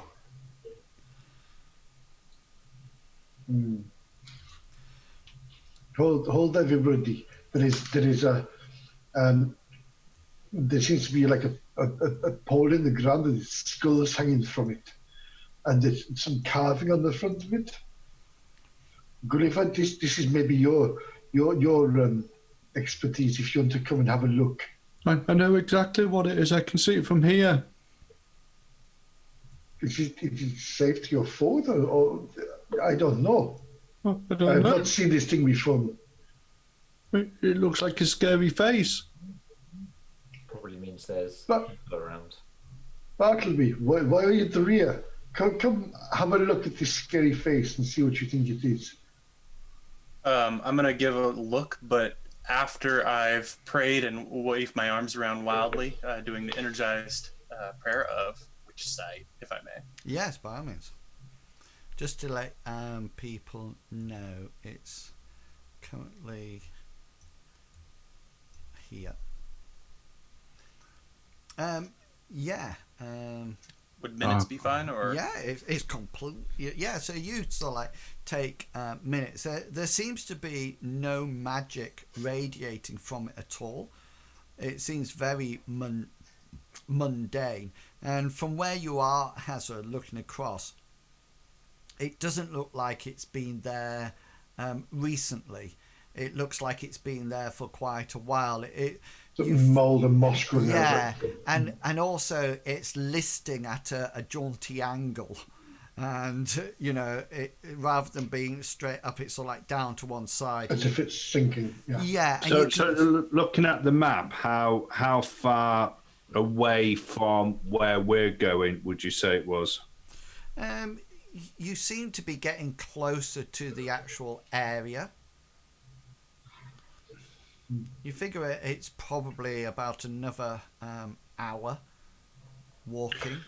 Whilst Bartleby's up, with everybody else, Gulliver's going to say, I noticed on this map, Bartleby, that it looks like we're probably heading to some type of structure or ruins.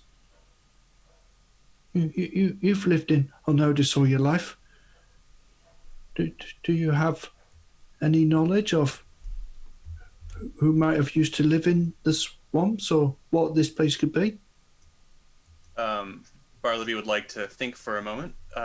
Perhaps roll a lore history check to see if he knows anything of the past inhabitants of this area. Would that be acceptable? Yeah, by all means. Pow. And could I use a point of luck to re-roll? Yeah. Thank you. That's even better. Well, you have a ponder about things, and there's lots of stories about primitive tribes living here, there, and everywhere. You are somewhat perturbed by the way that this post seems to have skulls hanging from it. They definitely look human from this distance, but you do notice that there seems to be some carving in it. You can't imagine that it looks quite primitive because it's not made out of stone, it's made out of wood. You also get the feeling from where you are at the moment that it probably stood a little higher, and like Hasra said, it's probably slowly sinking into the swamp. I mean, to your own knowledge, there's no history that of tribes living in the swamp, although, as most of you do remember, there are some Batrachians living not far, probably about 2 or 3 days journey from here. We didn't see anything at all like this last time we were in, though. Not at all. It's totally alien to any of you. Yes, the only post we saw was the post that people were tied to when that big black mass was taking them away. Yeah. And they were generally just posts. Sacrificial poles, yeah. Just 2x4s. Yeah. Right. Let us push forward, and if you think this is safe, we'll go around it to where we need to go. So please follow my steps again, and I will be as careful as possible. Okay, so you set off again, and you suddenly become aware that you seem to be heading towards these black squares or blocks on the map, and you are seeing these sort of like totems sticking out of the swamp with quite a degree of regularity at the moment. The other thing that you do notice is that as you're getting closer and closer to the place on the map, these are becoming more and more regular, but more and more upright. And you get to the point that you arrive at this location.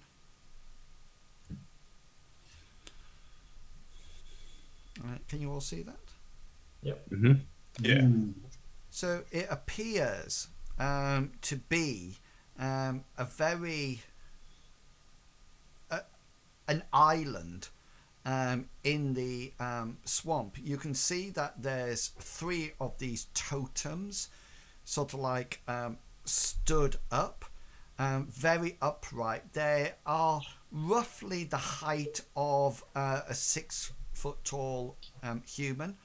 And you can see that all of them, they've obviously been here for quite a while. You can see from where you are that the skulls are not pure white or anything like that. They're quite dirty moss. There's, you can see lichen or lichen, depending how you want to say it, is covering them. They all have these hideous faces carved out on them. And you notice that this dry bit of land, as you can see from the map, seems to have the remnants of some kind of wall or structure. Can you see on the map where yeah, and this seems to be almost like a small wall now. It looks like it's definitely sort of like being knocked over, and the ground round it has sort of like grown up and seems to be covering it. But from where you are, you can see that just in the middle of the sort of like area, just near the water bit here, just here, you can see the telltale sign of a dark green plant, and it's really dark compared to everything around it. It just seems to be one cluster of it, and in the light everything's very sort of like dirty, stagnant, plain, dull, and these really bright, almost like waxed dark leaves stand out. But what stands out even more is this sudden shock of white flowers. And you know, in this light it almost like appears to be glowing. It's not, but it seems to be whiter than white, and you can see from the distance that there are definitely some red speckles on it. You've all sort of like stood there, and Bartleby, you notice somebody takes a step right next to you and sort of like wraps her arm round your arm, and Tiffin looks up to you and she says, "I don't like this place," and she looks at the skulls from the totems. Hasra wants to say, everybody stay here, stay quiet, do not move around. I'm going to go a little bit forward to see if I can hear or see anything. And what I'll do is I'll move to the start of this island here, and I want to just crouch down, listen, see if I can hear anything out of the ordinary. Yeah, perception roll then, please. Yeah, you sort of like crouch down and listen, and you get used to almost like the background noises of the swamp itself, and you sort of like eventually start to filter those out, and it's one of those places that seems to be devoid of sound. There's the natural swamp sound, but after that there's nothing. There's not even any chirps of crickets or anything like that. It seems to be a very quiet, and you get the feeling, Hasra, you're used to being out in the wilderness, but this seems to be a strange, there's always sound around. Yeah, yes. It's almost like unnatural, as if it shouldn't be here. It doesn't fit in for some unknown reason.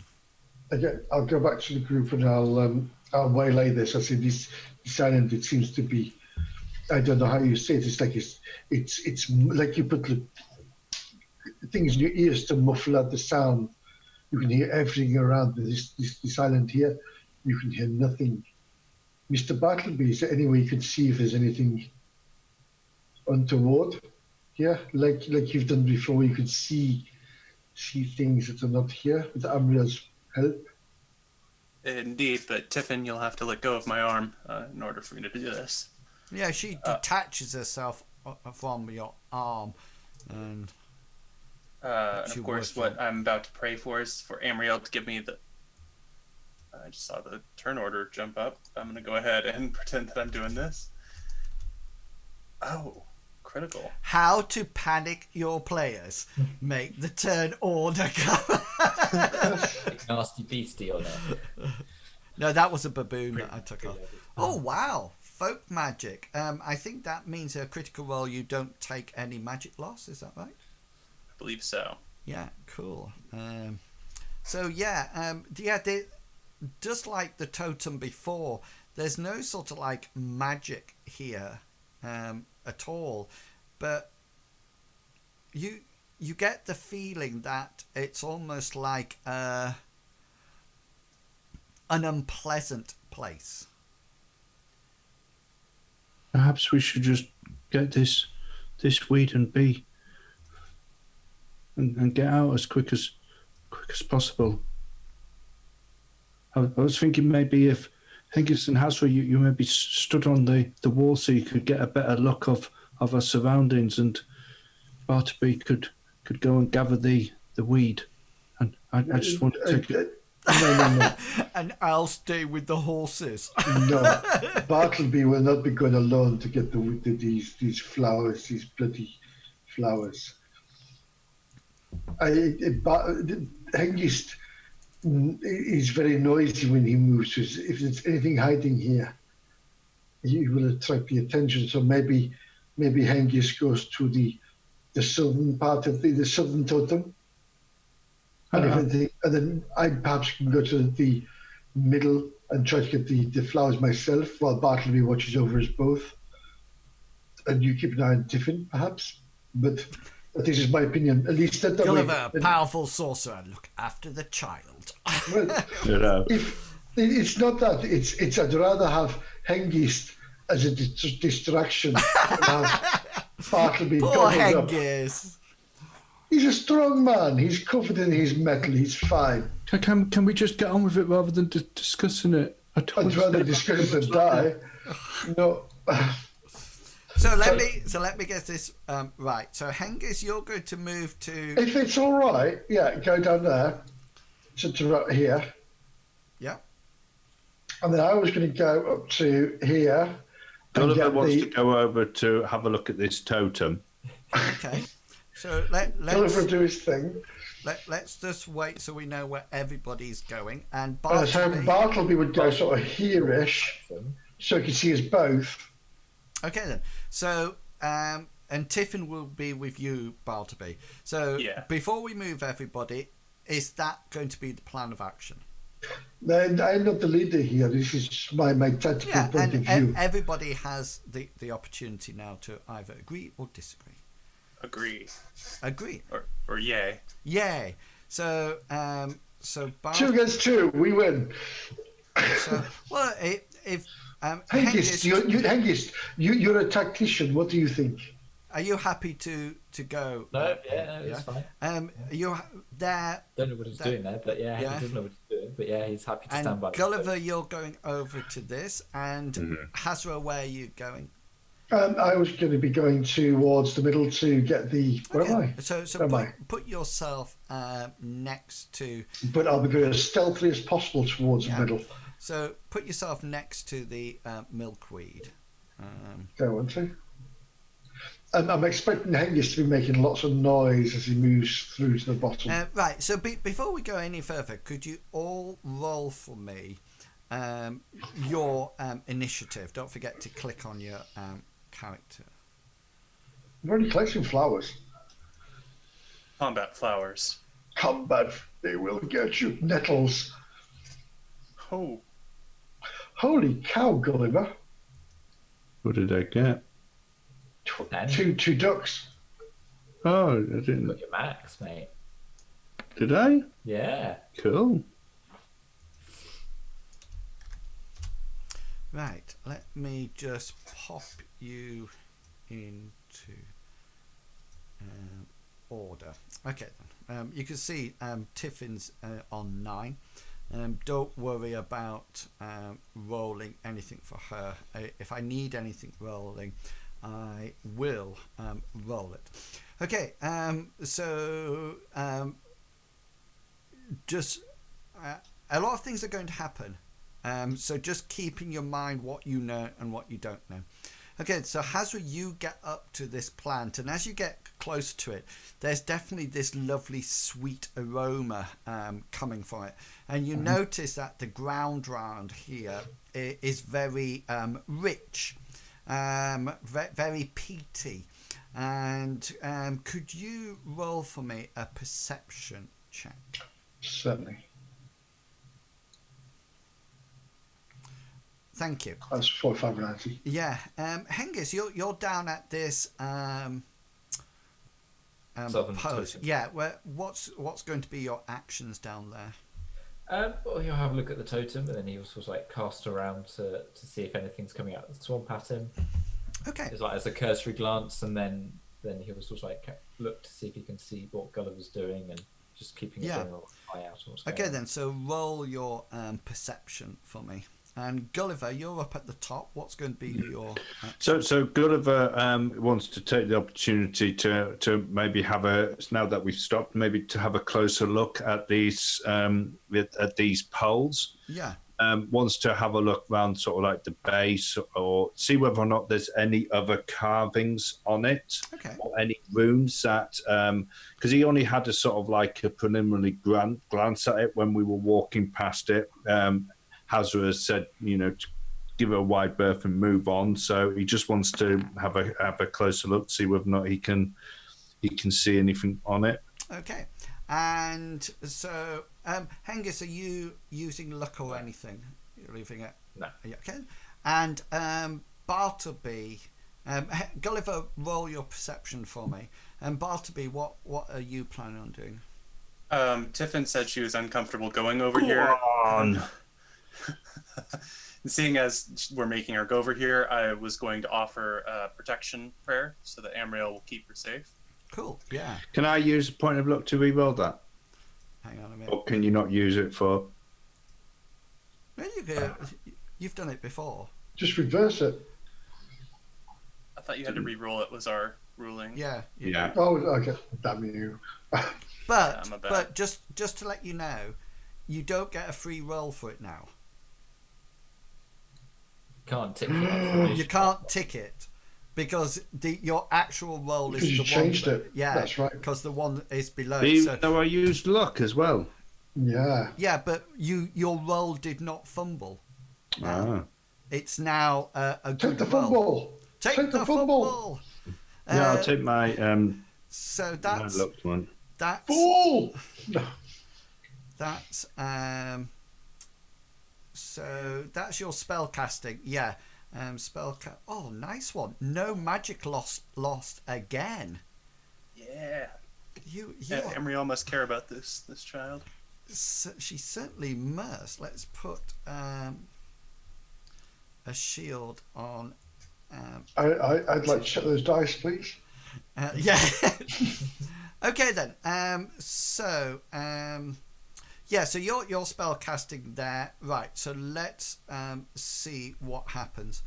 Okay then. So Hasra, you're bent down, checking this flower, and you're just sort of like keeping an eye on it and keeping an eye on everything. And as you're watching the flower, next to you in the pool, you notice that something is emerging through the actual from within the water, and it's something that you see slowly materializing as they go up. And luckily your perception worked, so you're not actually surprised by this. But coming up head first, almost like rising up from the ground, comes some sort of skeleton. It seems to be clad in ancient armor, and the one that you have quite um, quite reassuring.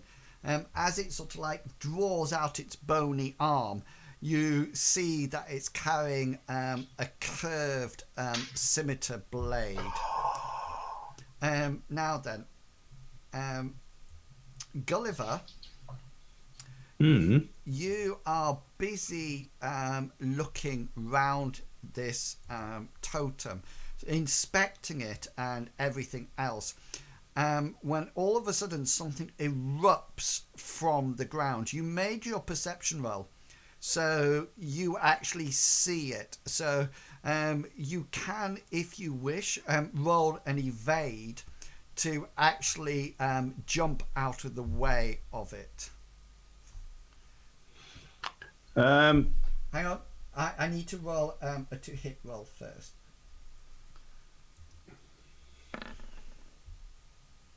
Yeah, so this, all of a sudden, you're sort of like looking around, and you're looking down at the bottom, and all of a sudden you catch, coming out the out of the ground and sort of like reaching out for your leg, comes what appears to be a bony hand. It will grab your leg, so if you wish to roll an evade, you can do. We're not going into actions quite yet. After this whole round, we're going to action points, etc. Yes, I will roll an evade. Cool then. And I shall use a point of luck to reverse those. Reverse it. Excellent.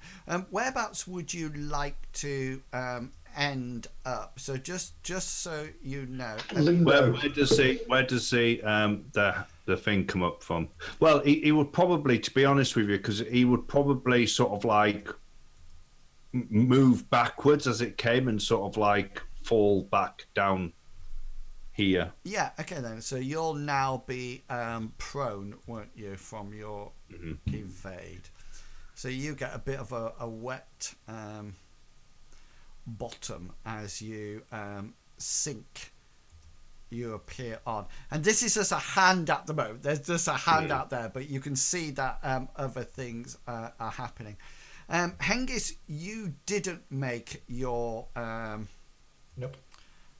roll, and 96, and all of a sudden this hand sort of like shoots out from the ground, but its aim is false. It's not true, and it sort of like tries to grab your ankle on your boot and sort of like catches, and you sort of like feel it, but it slips off it as it comes out towards you. So I'll just put yours here as well. Right, we are going into combat rounds now. So this is combat round, round 1, turn 1, and we're up to you, Gulliver. What would you like to do? Is Gulliver prone? Yeah. Yeah. Okay, so Gulliver will use a free action to shout, "Look out!" He will stand up. Okay then. So let's just take that off.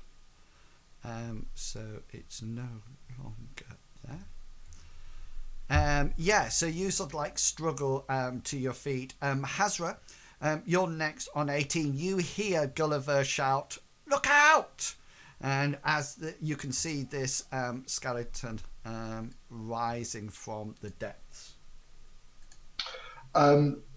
You'll see the colour drained from Hasra's part of his face. You can see, and he'll shout out, "Bartleby, have a care!" And he'll thrust out with his spear at this thing that he's seen materialise from the pool. Hang on, just 1 second. Oh, sorry. Just 1 second, and this 9. No, that's fine. 9.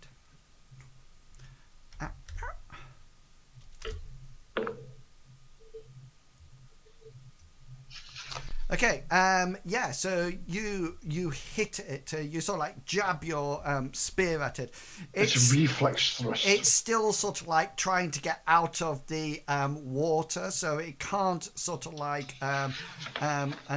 evade it or roll out the way. But it does have its scimitar out, so it can actually try to block your attack as it comes in. Death to Bone, the name of their skill is. Ooh, 73. No, it fails. So you will have. I need special hit location damage. So special is going to be head. Choose location head. Yeah. And my damage will be 5. 5 points to its head.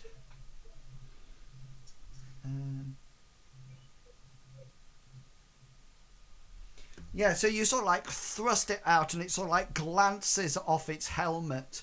You think you did some damage to it, but it looks like it's quite well protected. I'm fighting dead Hengist, aren't I? Bartleby, you are up, I think.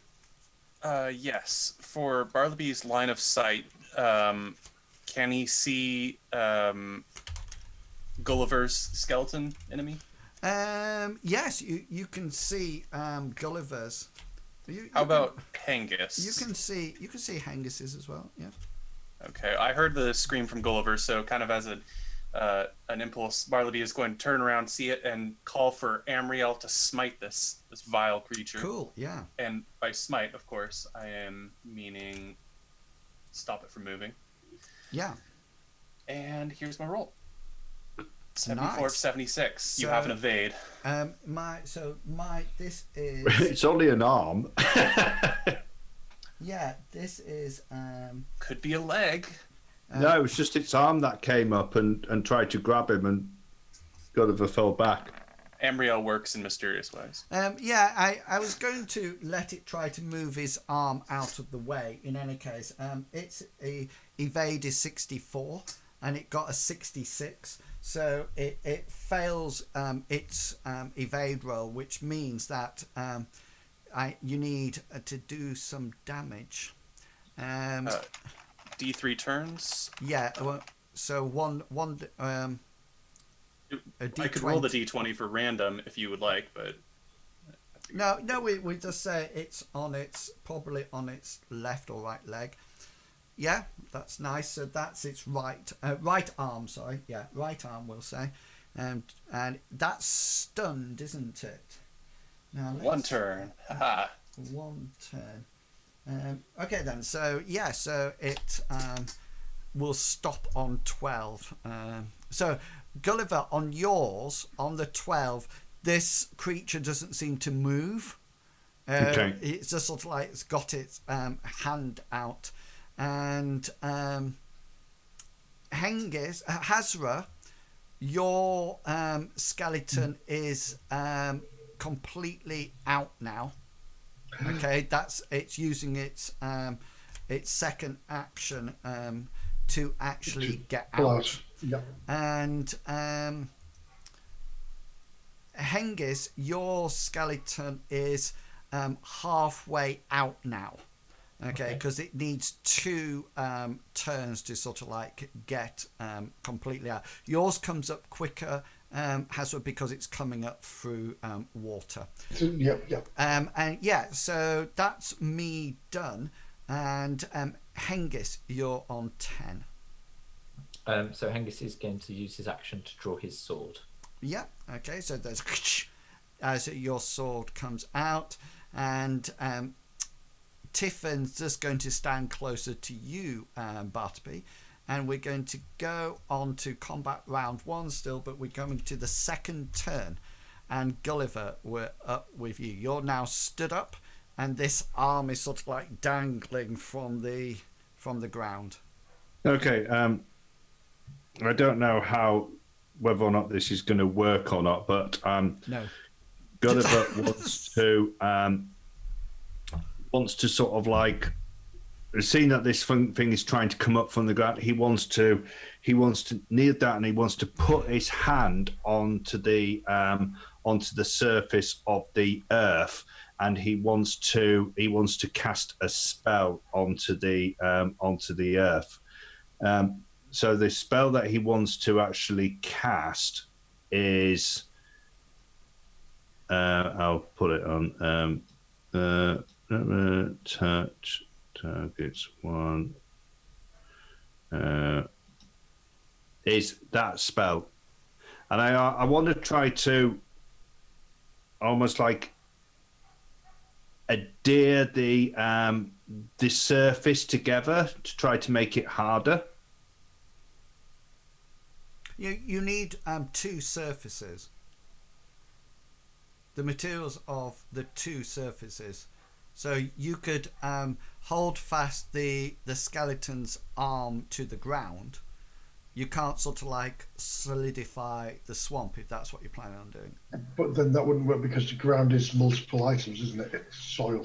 Yeah, but it just would be one to the other. So they're a bit like hold fasting a boot to the ground. Right. Well, that was my action. Yeah. So is that what you're going to try to hold fast the arm to the ground? Yeah. No, I was going to try to use a spell to make the ground harder. Yeah, you would know that wouldn't work. That's what I'm saying. You would know that that's not in the round because this is your spell. You know, you've learnt the nuances of it. So you. Okay, yeah, that's no problem. I'll dither. Okay then. Right. So you're just going to dither on your 22. So Hasra, what would you like to do? Hasra is starting to panic a little bit because he's not used to seeing something like this before. So he's going to thrust his spear. Is his sword in the right arm? Yes, it's a right-armed Wonderful. skeleton. Yeah. Thank you. So he thrusts out with an 86 out of 93. Yeah. So this skeleton will use its last action point to try to parry it. 62 is their weapon. Oh, so close. Okay, so I need hit location, special hit location damage. Yeah, special is going to choose location, right arm. Right and arm, damage is going to be... Oh, 2. Yeah, and that sort of like glances off the armor that he's got there. And we Bartleby coming to you. The same request from Amriel, but a different target, going for Hasra's, calling for the undead to be smited? Yeah. Smote? Smittened. Smitten. Yeah, that's... I love you, Bartleby. That's cool. I'm going to say that he can't actually evade it because he doesn't really know he's in combat with Hasra at the moment. So roll your 16. 16 will be his left leg. Oh, that's all. His left leg? Is 16, yeah. See. No, that was a damage. No, that doesn't do damage. It doesn't. It just stuns his left leg. So it stuns its leg for 3 turns. So all of a sudden, there's this almighty crash of thunder that sort of like wishes down and sort of like bursts out of this skeleton's leg, and the leg, you notice that has this leg sort of like gets shocked by this lightning force of pure moonlight, and the leg wobbles for a while, and then the skeleton before you goes prone as one of its legs ceases to be operable, and then that's you, Bartleby. Anything else, Bartleby? No, there's nothing for me. No. Okay, brilliant. Then we come on to the skeleton. So the skeleton by you, Gulliver, does nothing because its arms stunned for this round. The skeleton in front of you, Hasra, tries to get. It's got no action points left. Yours, so it's just stayed there. Really? And the skeleton next to you, Hengist, this is his second turn, so it comes out of the ground now, and which leads on to you, Hengist. It's your action. Okay, so Hengist will attack this zombie skeleton thing. Yeah, cool. With all his strength.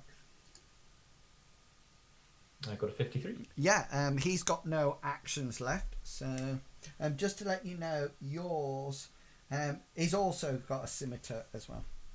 Okay. And there. So special hit location damage. Special will. Oh, I changed my mind. I was going to do something else. Lead.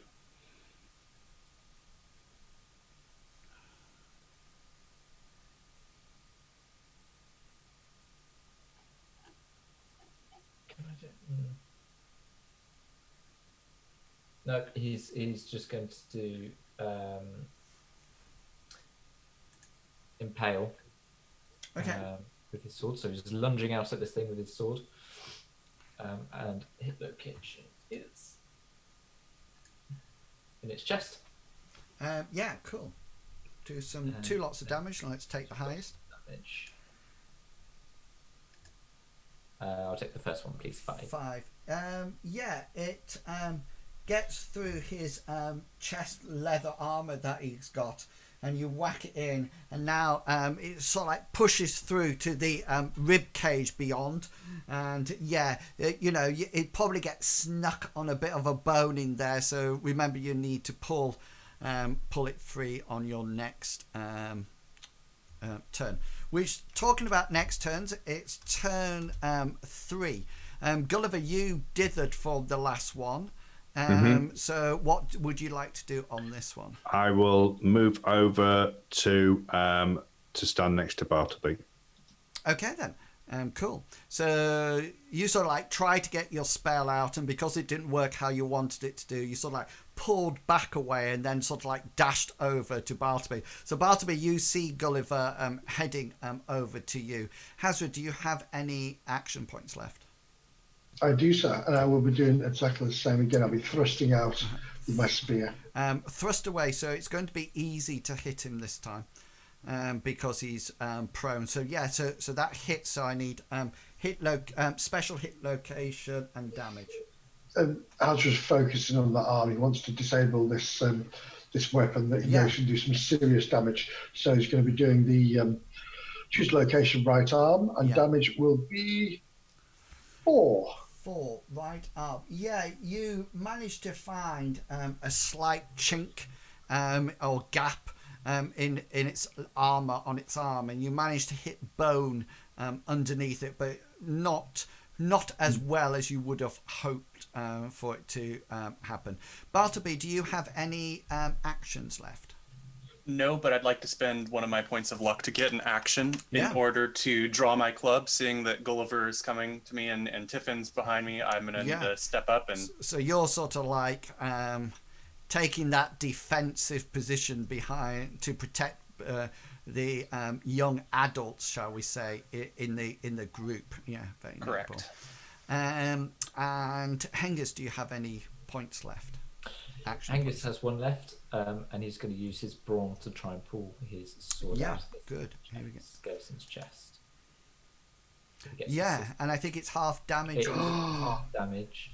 So I can't remember if we do this. If I just roll it, if it's half automatically. It's half of what it. So it'd be 3 points. As it pulls. So that's how it works. Yes, that's how it works. You need 3 people to pull the sword out at the end.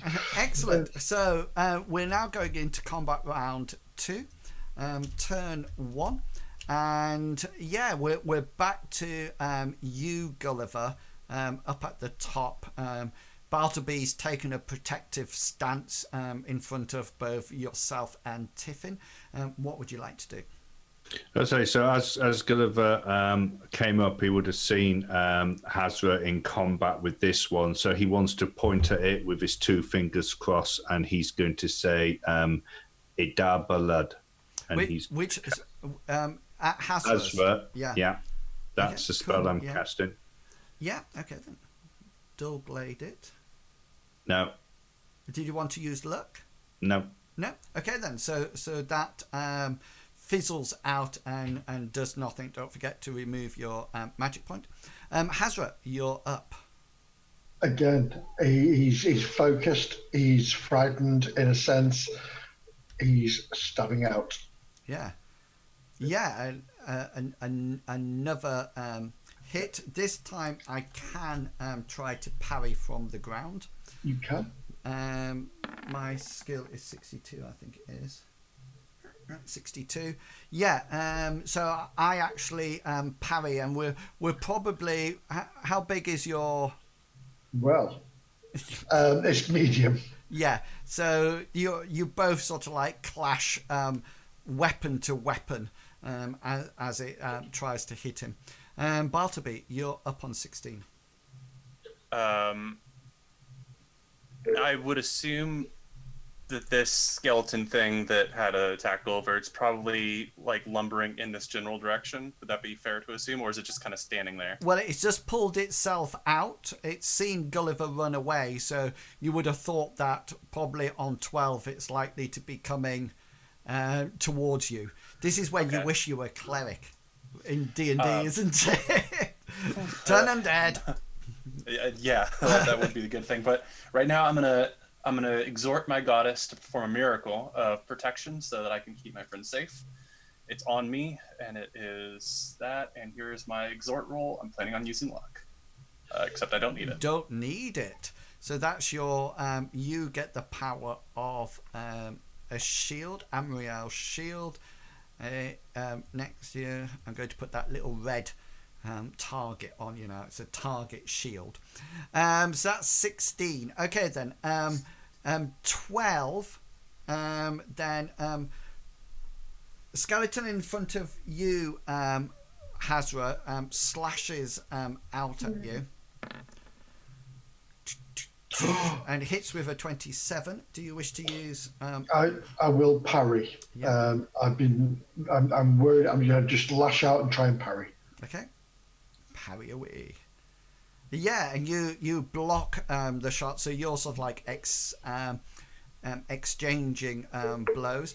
The skeleton in front sort of like pulled itself out the ground, and they don't have massive movement at all, and they're sort of like lumbering towards you, half zombified, half skeleton.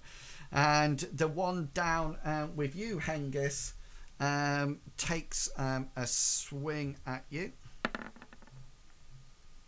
and will hit. Hengist will use the action point to try and parry. Okay, go for it. Yeah, and you both sort of like clash weapons as they sort of like clash onto each other. And yeah, so that's 12 up. So now with you, Hengist, what would you like to do? So Hengist is going to, after taking this parry, he's going to immediately attack back. Okay. Go 16. Yeah, and he will try to parry the blow. Yeah, and parries the blow with a 22. And so, yeah, you're locked in fearsome combat. Next one is Tiffin, and Gulliver and Bartleby, you hear a crying of a girl behind you.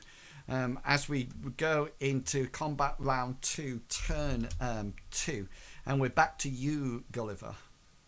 Okay, so Gulliver wants to now point at the one that's approaching Bartleby, Yeah. and he's going to say "Erit," which is the spell. That's what he's casting. Okay. So you can resist by endurance, and I got a 70 out of 85.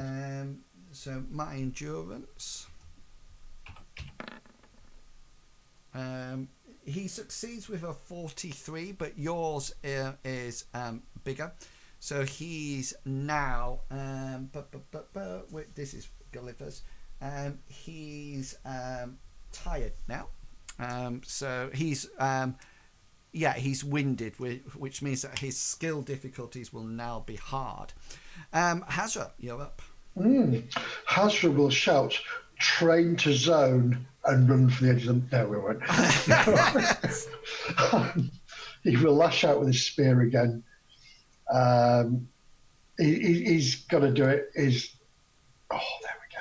Yeah, and... That's not a good roll, but anyway. And this skeleton will try to parry it. But fails on a 77. His skill is 62. So again, location, right arm, damage 5. Ooh, that's a bit of a... that takes it down to that. Yeah, still a lot of it seems to be absorbed on the armor. As it goes through, but you do manage to do some damage. Bartleby. Bartleby would like to save his action for because I can parry.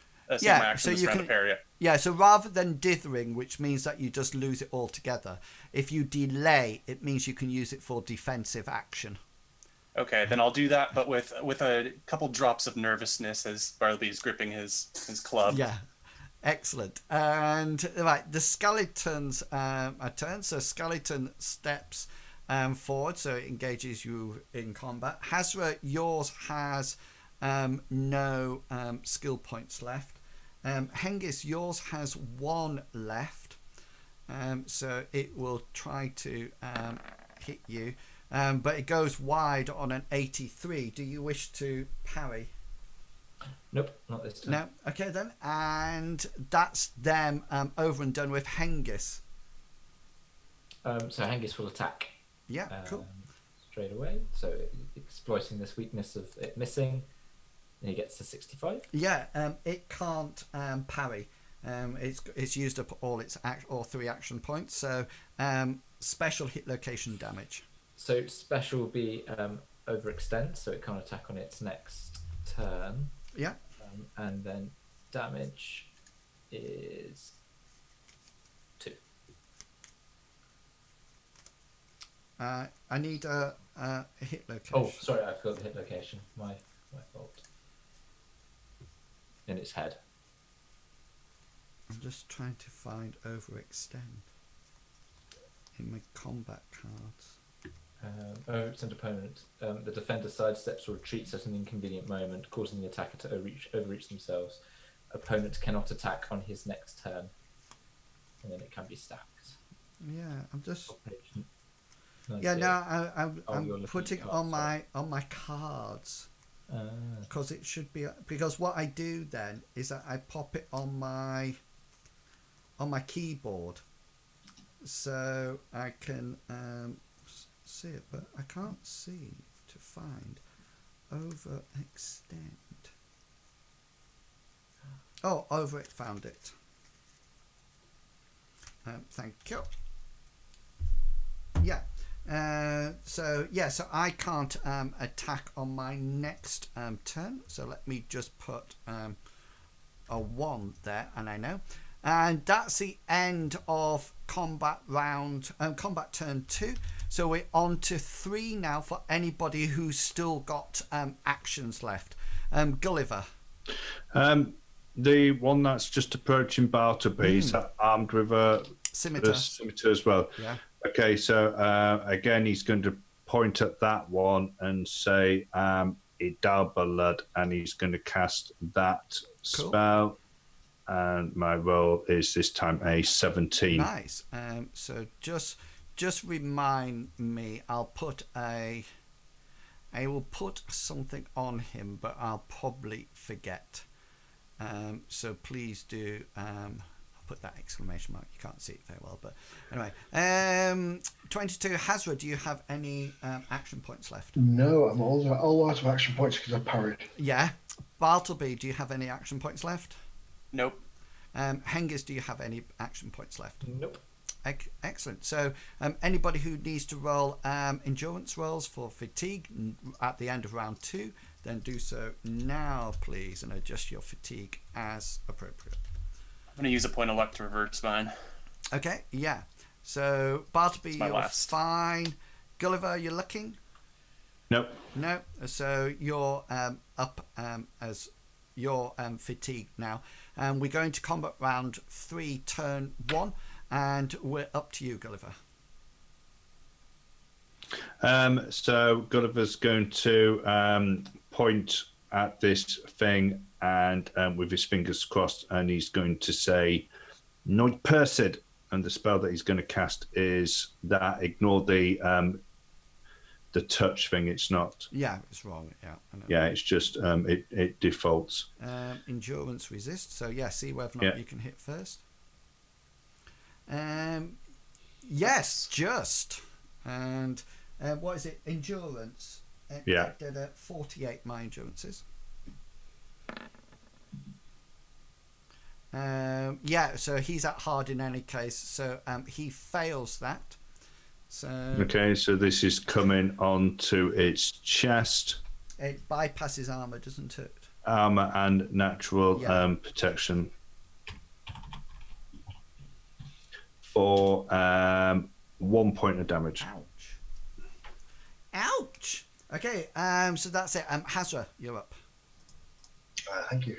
Rinse and repeat in a kind of a weird sense. So he might try something different this time. So he I'll use a point to parry it. 58, which means I hit, and so so that gets parry. parried. And Bartleby, we're up to you. I'm going to swing my club with the righteousness of a priest. Free thug! Would you like to parry me? Yeah, of course he would. Of course he would. Wow. And gets a 52 and parries it as it swings round at... Oh, hang on a minute. No, he's not as hard, isn't he? Yeah, but I've got my dice thing out. So my skill is 62. 62...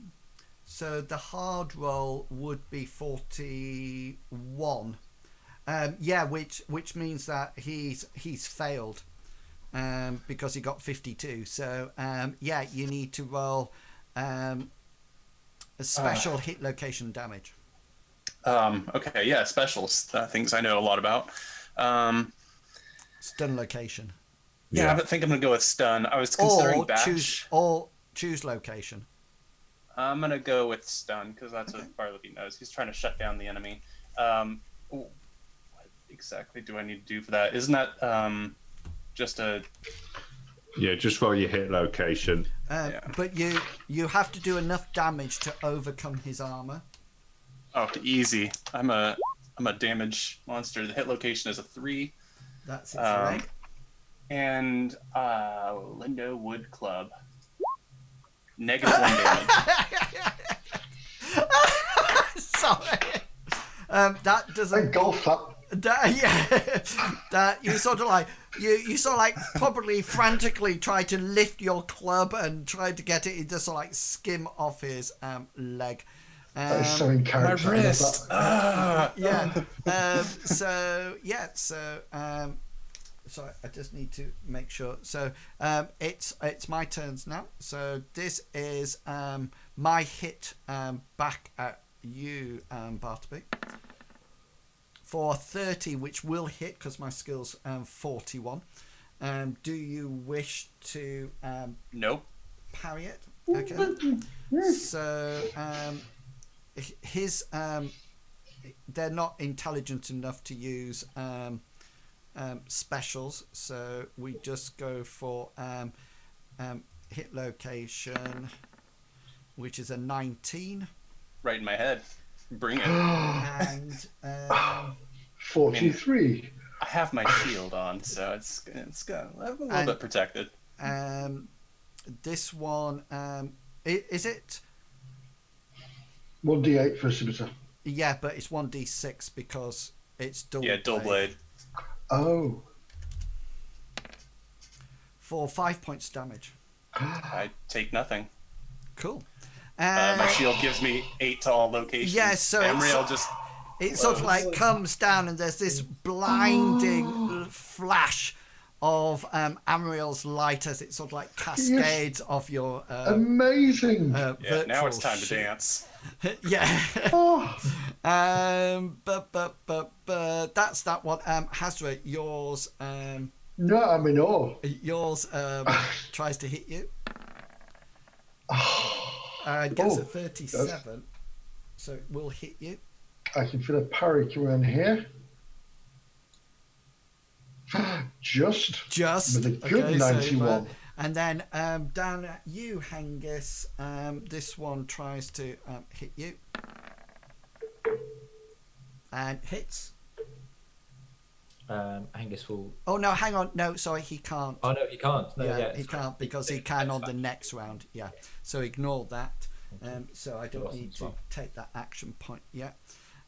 So he will delay. Hengist, your turn.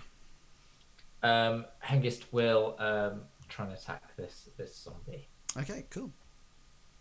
Gets a 33. Right, so it can parry. Yeah. And misses. So special hit location damage. Where is the one I want to do? Just want to double check I can do it because I don't normally do it. No, it's at the top. Hengist will attempt to disarm opponent. Okay. That's what I was going to do. What that does now. What to do for that. Just got to see what you've got to roll. No, I know. I've got to make a combat style roll versus your original roll. Okay.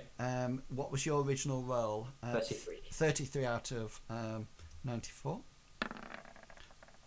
Mine is 18 out of no. So you will win.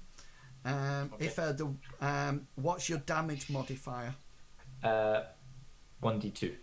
So roll 1d2. Ooh, no, not jam it. Oh, I've got to do it. What's it again? It's 1 / roll 1d2.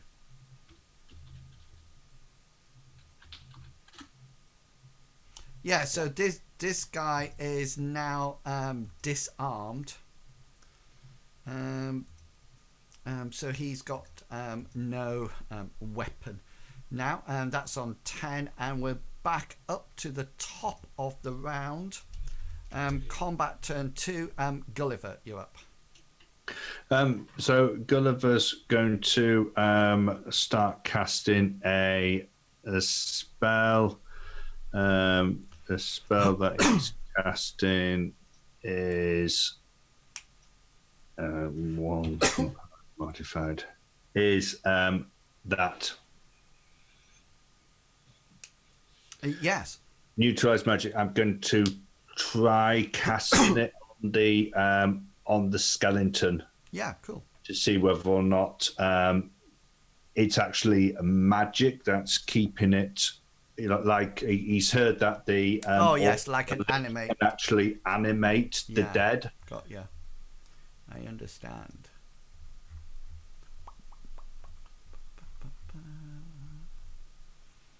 Just glad it's not targeting my shield from Amber. Well, that's what I thought it was going to do to start off with.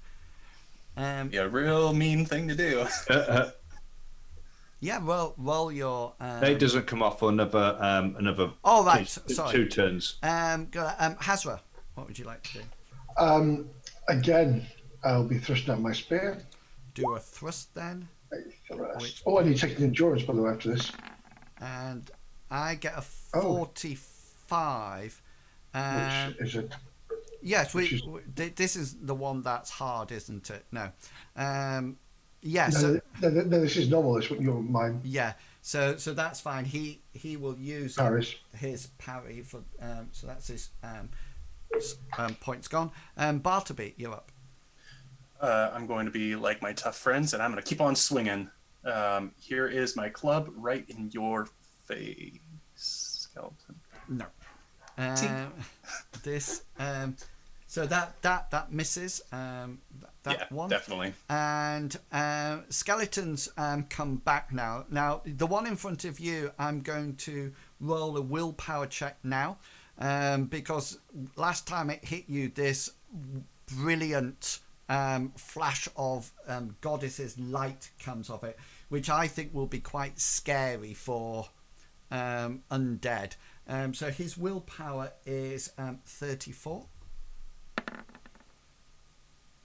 Oh, he gets a 37, and he sort of like backs away, shielding his eyes from the glory, and that's probably why you swing and miss him, because he was almost like close, but then you swang and went out the way. Hasra, on yours, I have no more points left. Nope. But Hengist I do. So this is his hit roll. 4. Ooh, that's been nice. Oh, it's not. Yeah, that'd be a crit, because his skill is 62. Hengist is going to try and parry. Okay, cool. Ooh, Does not get it. good, but not good enough. So this is the hit location coming in on a 12. 12, sorry, yep. 12 is Chest. chest. Oh, nice. That's where I would have used the point of luck to get rid of that crit. And 1d8, 7 points of damage. Is he still using... I thought I disarmed him from his scimitar. Oh, yes, sorry. It's not... You're right, it's not 8. It's 1d3 plus 1d2. It's 15 because his fist is more powerful. Well, it has death to bone, fist, and one weapon. So this is just his fist that does 1d3 plus 1d2. Let me just, sorry. Thank you for reminding me. That That's 1d3 and 1d2. It's coming. 4 points damage. Doesn't get through his art. Yeah, he sort of like whacks it onto the He just like armor. that. Yeah, and so we're up to you, Hengist, now. So Hengist will strike back with his action point. Look at your armor where he hit you and go and shake your head and go. 41. 41, and he can actually parry away. 52. Yeah. He sort of like he sort of like tries to push the flat of your blade away with its bony arm. Yeah, and that's we got anybody with points left for turn 3. Gulliver. Yeah, so Gulliver's got 1, so that's the second turn of his spell casting. So as he's been doing it, this glowing ball of water's been materialized in his hand, and then he's going to chuck it at this Scannington and cast the spell to see what happens. It says resist special. It's to do with the magnitude, or if it's a spell. Oh, it's right. Yeah. With the magnitude, if it's. So what's your? Yeah. What's the Sorry, intensity? the intensity versus the Yeah, I get it. Oh no, hang on. It's the magnitude. Yeah. Is it the magnitude? It's the magnitude of the original spell. Okay, so my magnitude's 1. Your magnitude is 1. Yeah.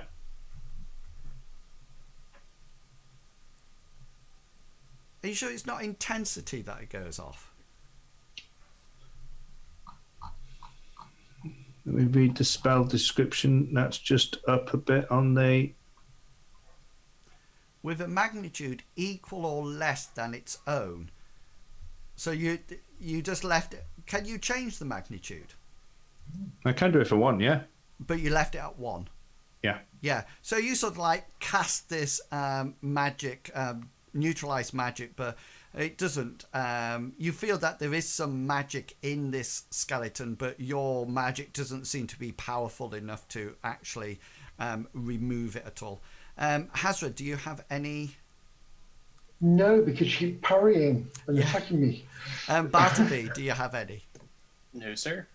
And I don't. And Hengist, do you have any? Nope. No. Okay then. So this Hasra and Hengist, you need to take endurance rolls. That's fine. That's fine. Okay, we're on to round 4, combat round, turn 1. Combat turn. Gulliver, you're up again. So this skeleton is backing away at the moment. Okay, so I will cast. I'll cast disruption again at it, which is that spell. I have a 48. We've got a 33 out of 57. I'll fail that. So you need to do some hit location and damage to me. Hit location is right arm. Right arm, yeah. Or 3 points of damage. That goes through armor. Yeah. Brilliant. Thank you. Hasra, you're up. Right, here we go. This is a different Hail Mary. Yeah, that hits. Oh, yes. I miss. I just imagine Hasra going, yes! Yes, God damn it. Right. So currently, his right arm is damaged and its head is damaged. Right. I wish I hadn't said that now. I wish to impale. Yeah. So you got a location. Yeah. Hit location. Which is 7. Which is right in his abdomen. Abdomen. So Yep. 2 damage rolls, and I'll take the highest. Yep. So spear is going to be 7 and Ouch. 8. 8. I'll take the 7. No, I'll take the 8. 8. Yeah. He doesn't look healthy in his abdomen at all. Yeah. So Bartleby, you're up. I will use my action point to delay and a free action to tell Tiffin it'll be all right. We'll be safe through Amriel. Yeah. And that's my turn. So skeletons. This skeleton is sort of like backing off and then almost like sinking down into the sand, into the peat. It's sort of like met his match with Amriel's blinding light. The one in front of you will try to hit you, but it's now hard. Hasra, I'm hard because I've got a spear in me.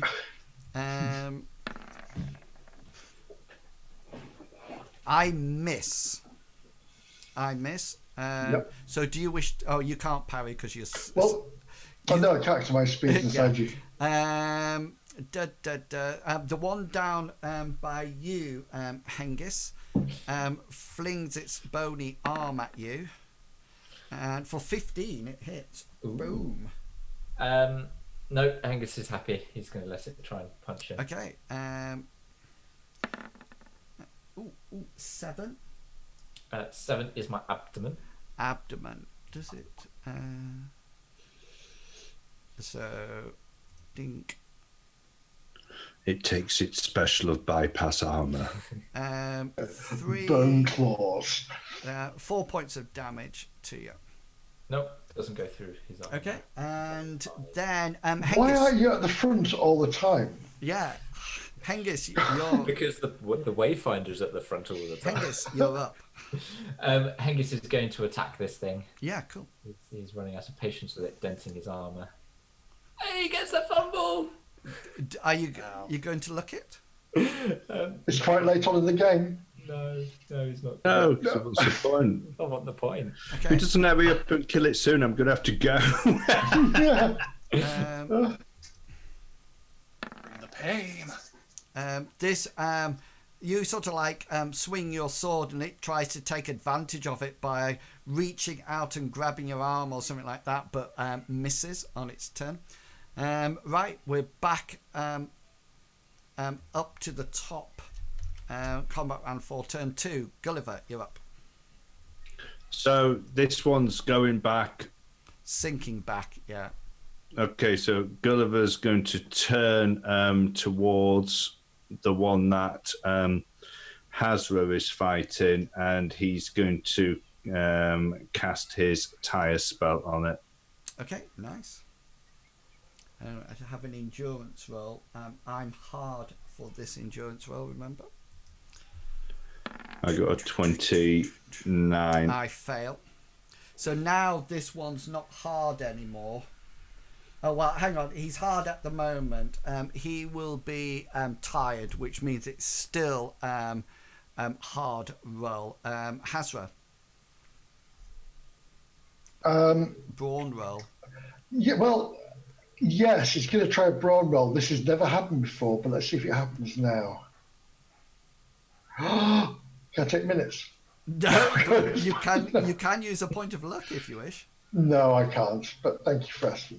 Okay. I'm chugging at this thing. It's like not coming out. Yeah. So he's still at tired. Bartleby, what would you like to do? Bartleby is going to delay because he's not entirely sure the skeleton isn't coming back. Okay, you're just sort of like looking at it with moon eyes. Protecting Tiffin and Gulliver-ish. And right, so the one in front of you, Hasra will use up its last action point to take a wild swing at you. 30. Oh, nice. No, I think it misses. What was it? Oh no, 62. Yeah, no, it hits. It hits. I can't parry because I'm holding my spear. Yeah, it hits you in your 5. Which is my left leg, as always. Yeah. And this is 1d8. Roll a 1d3. Right, so yeah, you'll notice a slight sliver of blood coming No, through. you need to roll a 1d3 because you have protection on you. Oh, I do, don't I? Sorry, my apologies. Yeah. So you won't notice anything, really. Forgot your Amriel. I did forget. Nobody puts Amriel in the corner. Oh, where's 1d3? Okay, let's do this. Is it slash roll? Yeah, / roll 1d3.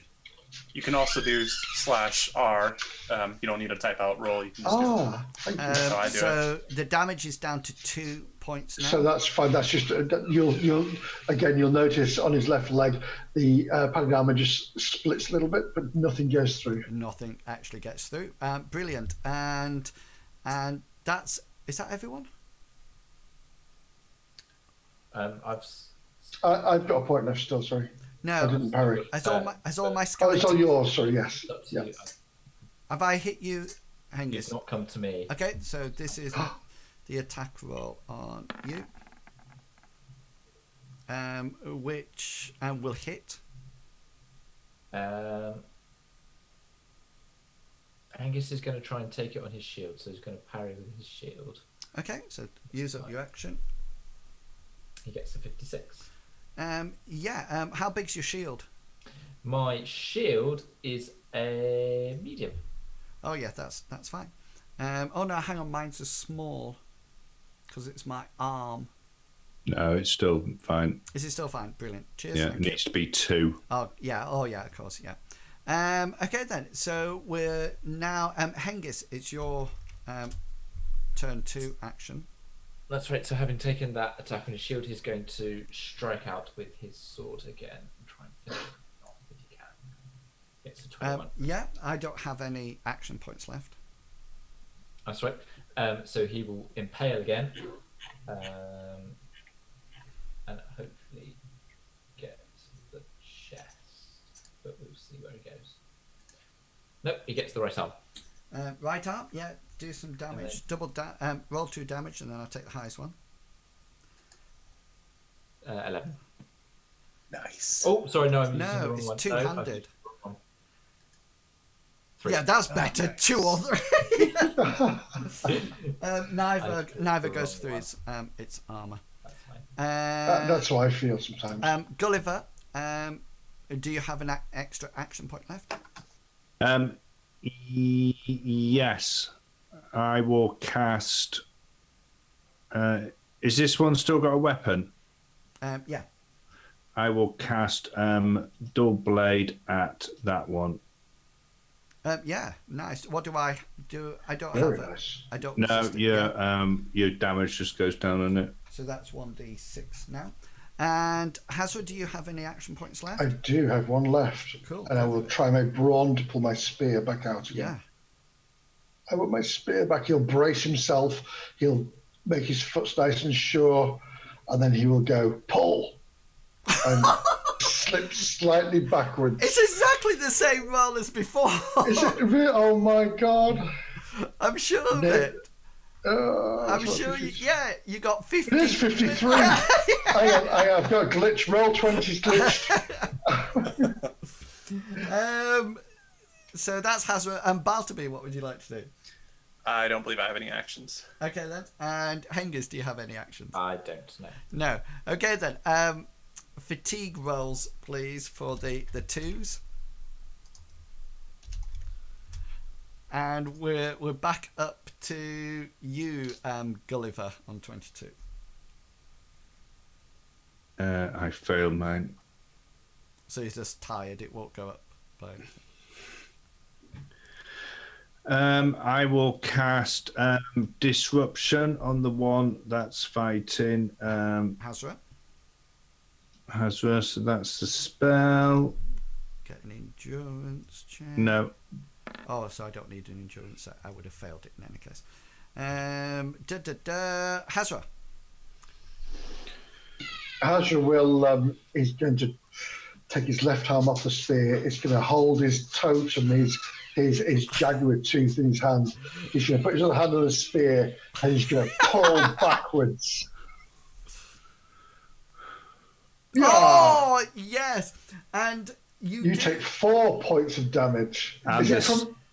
the skeleton dies of old age. you yank it out. And just that twitch of the spear as you yank it out. I think it's in his arm, isn't it? No, it's his chest or abdomen. It's Yeah. in his abdomen. He's got 1 point left there, so you It was yank stuck it out. behind his spine. And you, with a twist of that spear, you pull it out, and his rib cage just sort of like shatters, and he slowly sinks down into the mud. Bartleby, what would you like to do? Keeping up my vigilant guard in case the other skeleton comes back. Cool. And Hengist, this is to hit roll on you, which will hit. No, Hengist isn't going to parry. Okay. Still This will go into your 12 my 12 is my chest. for 4 points of damage. Nope. Doesn't Yeah, it's your attack. So he will use his brawn to try and Oh yes, build yeah. out the arm. I'm going to use a luck point. There we go. What was half? Why don't you just? I only got like 3 reversed it. points, I think. Yeah, because you didn't go through his armor, didn't you? It's the same thing. I'm sure you It didn't. was a 3 or something like that. Yeah, it was a 2 or 3. I got 2 and a 3, and I was Yeah, in chaos. Yeah, he would- did go through the armour. which wouldn't have gone through the armor. So you can hit in any case because you don't need to brawn it because it wouldn't have actually attached to him. Okay.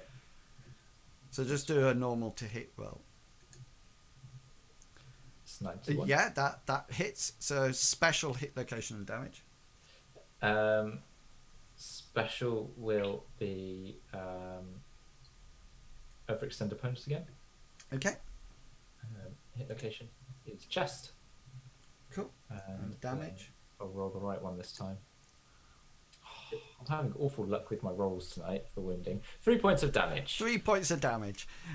Okay, so what would probably happen now, I figure... No! No, do the next turn. Go on. Do the next... It can't do any damage to him. No, I was going to throw my spirit Okay, so what yours is, you've killed yours, and eventually you, Hasra, you go down and help Hengist. Hengist. Always happens. Help Hengist kill his, and eventually you manage to. I love it when I get to parry. I really love it. You know, it's frightening how fast your action points go down when you parry. Yeah, that's what I was thinking. So I'm aware that we've run half an hour over. So what we'll say at this is that Hasra, you're near the bloody milkweed, and you managed to take off some of it. The ones without the red stuff, yes. Yeah. Yeah. And you sort of like then going at a steadily pace because Gulliver's very tired and fatigued. Probably Bartleby will cast vigor on him to sort of like remove it, and you get back to your cart. So in between this week and next week, we'll say that you then proceed back to Lindo. So in the next session, it will be at Lindo when you meet Annalin again, and then we'll do experience rolls after that. So there'll be what, 8? Is it 2 for each? Yeah, 1, 2, 8. Yeah. 8 plus 1 because you've actually succeeded, so you'll have 9 skill rolls. Hengist, you'll have 5 because yours is 1 on each of them. So so if you've been around watching us tonight, I hope you really enjoyed tonight's adventure. We will pick it up again next week if everyone's playing, and we'll see how the party decide what to say to Annalin. Does anybody have any announcements? I don't. None from me. No. Brilliant. Good game tonight, guys. I really enjoyed it, and it was really good combat at the end, so well done. So I will see you all next week. I'll see you tomorrow at 2 o'clock when I play some more Elder Scrolls Online, but until then, just remember to be who you are and say what you think, because the people who mind don't matter, and the people who matter don't mind. Have fun, everyone, and we'll catch you all later. And until then, I hope all your posed roles may allow you to have a well-deserved special. And we'll see you all next time. Happy Mythrasing, everyone. See you later. Bye. Bye. Bye. Bye. And you...